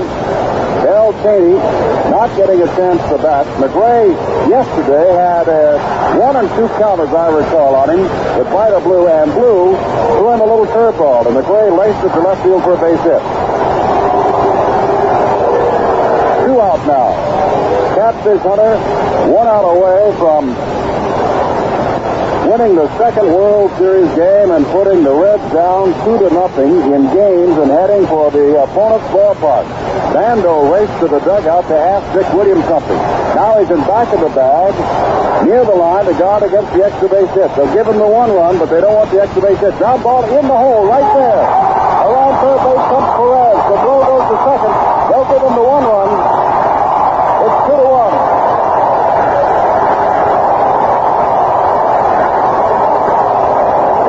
Shut out, and now they're alive, and Javier is coming to bat with 2 outs, and McRae at first base.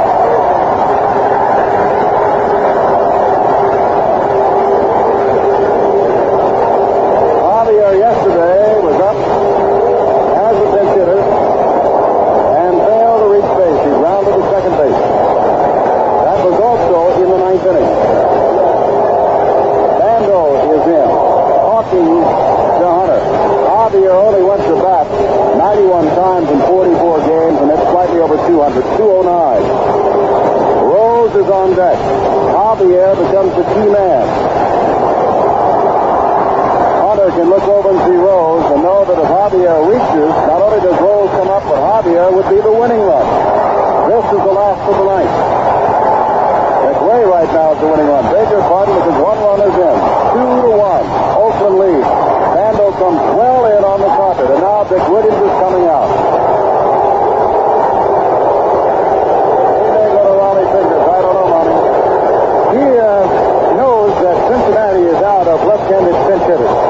And he also knows that Catfish Hunter might be out of gas because they have hit 3 balls here in this inning very, very hard. So he's going to bring in, I believe, the sidearm right-hander, Raleigh Fingers. We call him the Cucamonga Kid. He's the only man I've ever known who lived in Cucamonga, California, Jim, but he lived there. He pitched in a World Series before. It was the Junior American Legion World Series. Before he signed a bonus contract with the then Kansas City organization, he became the most valuable player in that World Series as he not only pitched well, but hit well in it. While Fingers comes on, we pause 30 seconds for station identification. This is the American Forces Radio and Television Service. American Forces Radio in the Canal Zone. This is SCN, 790 and 1420. The Patriots have scored on a 41-yard touchdown run by Carl Garrett. The extra point by Gogolak, and the Jets now leading New England 21-13. In the third period, a touchdown by Paul Warfield and a 19-yard pass from Earl Morrall. Now Miami 24, San Diego 3. Raleigh Fingers, who had some incredible saves in the playoffs against the Detroit Tigers, he came into one of the games with runners at first and third and nobody down in extra innings and did not allow a run. He went into another one of the playoff games against Detroit with runners at first and third and 1 out and did not allow a run. And he came on here yesterday in the ball game against this Cincinnati ball club and pitched 1 2/3 innings, striking out 3 batters. He came on with Johnny Bench at second base in a 1-0 game at that time, and he kept Bench from going over to third base. by striking out the right-handed batting Perez. Then he struck out Dennis Minchie, and then he got Geronimo to line out to left field. He then pitched into the next inning, gave up a single to Concepcion, then struck out Eulander at a critical time, and after walking Rose was taken out. Well, this is a big inning, the biggest yet of the World Series. Raleigh Fingers and the A's get out of it. They go home with a 2-game-to-none lead. If the Reds do come back, they will come back from the brink of disaster and perhaps shell-shock the Oakland A's and go west with no worse than a 50-50 split. Over at first base is McRae. Fingers ready. 2 out. 2-1 to score. Last of the ninth. The right-hander prepares to throw. Ground foul off to the right. Javier, 209 hitter, remember, during the regular season. Rounded out yesterday in his only pinch-hitting role prior to this in this World Series. But in the World Series of 67 and 68 against Boston and Detroit was better than a .350 hitter. Strike one to Costa Javier. Raleigh Fingers out there now checks the first base just to make sure that McRae is close. Beagan brings the ball back to him. Might have had a mix-up on signals there and caught Egan a little unsure of what might happen. It came pretty close to balking right there, and I would imagine Mike's going to remind Raleigh, don't give him that knee bend again. 1 strike. Looking, throwing the breaking pitch, swing and a miss, and he's out in front of Javier, 0-2. Threw him the fastball first, and Javier fouled off to the right. Then came in with a big, slow curve, and it's 0-2. Fingers, as Monty described to me, as a man that this kind of situation, he's never been in the World Series before, but pressure does not bother. Seldom bothers any of your real good relief pitchers, of which Raleigh Fingers is one. Comes back with a breaking pitch, low and away, backhanded by Tennis in the dirt. That is 1 ball, 2 strikes. Oakland 2, Reds 1. We are in the last of the ninth with 2 out as Javier steps out. Hunter worked 8 2/3 innings, gave up 1 run, should be responsible for another. 6 hits, struck out 6, and walked 3. There goes the runner, big curveball that is popped up in play. Beagan comes off first base. Has it, Oakland goes home, leading 2-0. Fingers does the job for Catfish Hunter. The entire Oakland team is out on the field in the playing diamond looking for Raleigh Fingers. 2 runs, 9 hits, 2 errors for the winning A's, 1 run, 6 hits, no errors for the Reds. Well, in a World Series in which the Oakland A's were the decided underdogs, everywhere that they were talking about the favorites, they had to favor this tremendous Cincinnati ball club, a very highly talented club. Both these teams coming right off a very hard 5-game playoff series to win their way into the World Series. Neither team really hitting the ball well, but the A's hitting it well enough and getting super pitching. And today, defense was the name of the game in the late innings for the Oakland A's. Joe Rudy made one of the greatest catches I've ever seen in following this game of baseball. Mike Egan made a tremendous play at first base, almost turned it into a double play. And then, of course, the combination of the great relief work by Raleigh Fingers, who had to get 1 man and got him. But I think, Jim, you have to look back for the turning point of this ball game when Jim Hunter, in the 2nd inning, leading only 1-0, had runners at first and second and nobody down, and reached back and got all that big extra stuff that he had to have to strike out Dennis Minchie, Cesar Geronimo, and then he walked Caney intentionally to pitch to Ross Grimsley and struck him out. And that is what you call World Series pressure pitching, and he is the winner today as a result of that. Monty will also point out that Joe Rudy not only made that fantastic catch in the 9th inning, but it was his home run that won the ball game, as it turned out. That was the game winner in this 2-1 ball game. Well, the second game of the 1972 World Series now history, and the surprising Oakland Athletics ahead 2-0 by virtue of their 2-1 victory. Of course, Oakland the underdog, but supposed to have good pitching, probably as good, if not better, all around than Cincinnati, and it has proven true thus far. The pitching is held up. In the first game, of course, Kenny Holtzman relieved by Raleigh Fingers, and then Vida Blue. And in this game, Catfish Hunter going 8 2/3 innings, and Fingers coming on to get the all-important save. So they're getting ready to move back now to Oakland, or move to Oakland for the first time, a night game scheduled, as is the custom, as it started in 1971. during the week. 3 night games in Oakland. And, of course, the A's with a chance now to win it at home before the hometown fans, up 2 games to nothing. Scheduled to pitch for the Oakland A's on Tuesday night when the series resumes, Johnny Blue Moon Odom. His opposition, one of 2 pitchers, possibly Jack Dillingham and possibly Don Gullett. And during the course of this game, Mr. Gullett was warming up in the bullpen for Cincinnati. And whether he was warming up to possibly coming in relief in this game, game number 2, or possibly because he was warming up just trying to get into some work for game number 3. But as it stands, either Don Gullett or Jack Dillingham, game number 3 for the Cincinnati Reds.